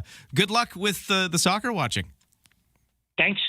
Okay, I got you here. We're talking. Those are the logistics for Tech Talk, but can we talk a bit of tech news with you while I got you here? Absolutely, always. And I got a question. Actually, this is a personal question. I'll start with this, which some listeners, who knows, maybe will be facing the same situation. Maybe you got some travel coming up this summer. I do, and I've never done this before, but this is the first year I was thinking with my smartphone while I'm abroad. What about an eSIM? So that's where you can get an electronic SIM card, a different SIM card that'll work in whatever part of the world you're going to. That would give you a second phone number. Yeah. But there are some downsides of that. So first of all, if I may, where are you going and for how long? It's going to be Europe for a couple of weeks. Specifically? I got France and got Italy and Switzerland on the docket. Okay, the reason specifically is because England's not part of EU, yes, and that of course. can cause some wrinkles there. Because you work at CFAX, I'm presuming you're on the Bell network? I do have a Bell cell phone. Yep. Yes, so Bell has a Europe Roam Better plan, they call it. For $75, they will just let you use your phone in Europe for 14 days or 30 days for $90. Then everything will work just like here. Oh, okay. But so you pay this one-time fee. Out of your pocket. You pay this one-time fee and they just let you do it. Okay. Interesting. And they have similar ones for the Caribbean and Mexico, for Asia, and for international. Now, they make millions and millions of dollars off these roaming passes. So another option, if you weren't already on Bell, I would say switch to Freedom Mobile, and then it's no extra cost to use your phone when you go traveling. So for other people that aren't wedded to their carrier, because it's your employer the way it is for us, then yes, you could switch to Freedom, and then their plan called Roam Beyond works in 120 countries, no extra cost. But if you do want to get a SIM card or an eSIM, then the company that we would recommend is called Airalo, AIRALO. It's an app, and then you get the country and the duration. The downside is you're not going to get any calls from Canada. Yeah, your existing phone number, is kind of knocked off, and you get this different temporary one, right? Yeah, you're in control of that, but you basically have to put it on hold, because otherwise you'd be paying $16 a day to connect via Canada. So when you put your Canadian number on hold, that means you can't get any texts, and most importantly, you can't get messages from your bank says, hey, looks like you're not in Canada. Is that still you? Here's a code so you can access your bank account, and things like that. So all your friends and loved ones need to know that they have to get a hold of you by another method. They can't phone you or text you the traditional way. So I'd recommend, as much as we don't want to spend the money, in your case, spend the $75, stay connected. But if not, then if you're going to be doing multiple trips, Canada, U.S., Mexico is included on all plans from Freedom, and then Roam Beyond provides the coverage for 120 countries, and you can get varying amounts of data, but you don't pay extra. Huh. You see, that's why I asked Alan Perry, host of Tech Talk. I didn't know any of that. That was enlightening. Now, that is all in our travel tips. So if you go to tech-talk.ca and click on Travel Tech Tips, that is item number 9D, to be specific. And these are all things that people have taught us. And so I'm just the collection agency. Well, that doesn't sound right. But I put them all into the show notes there in a special page for anybody going traveling. Alan Perry, host of Tech Talk, a special time this Saturday only, 8 to 10 in the morning. Back to normal after that. Thanks for talking to us today, Alan. Good luck with the show. Great to talk with you, and so it goes.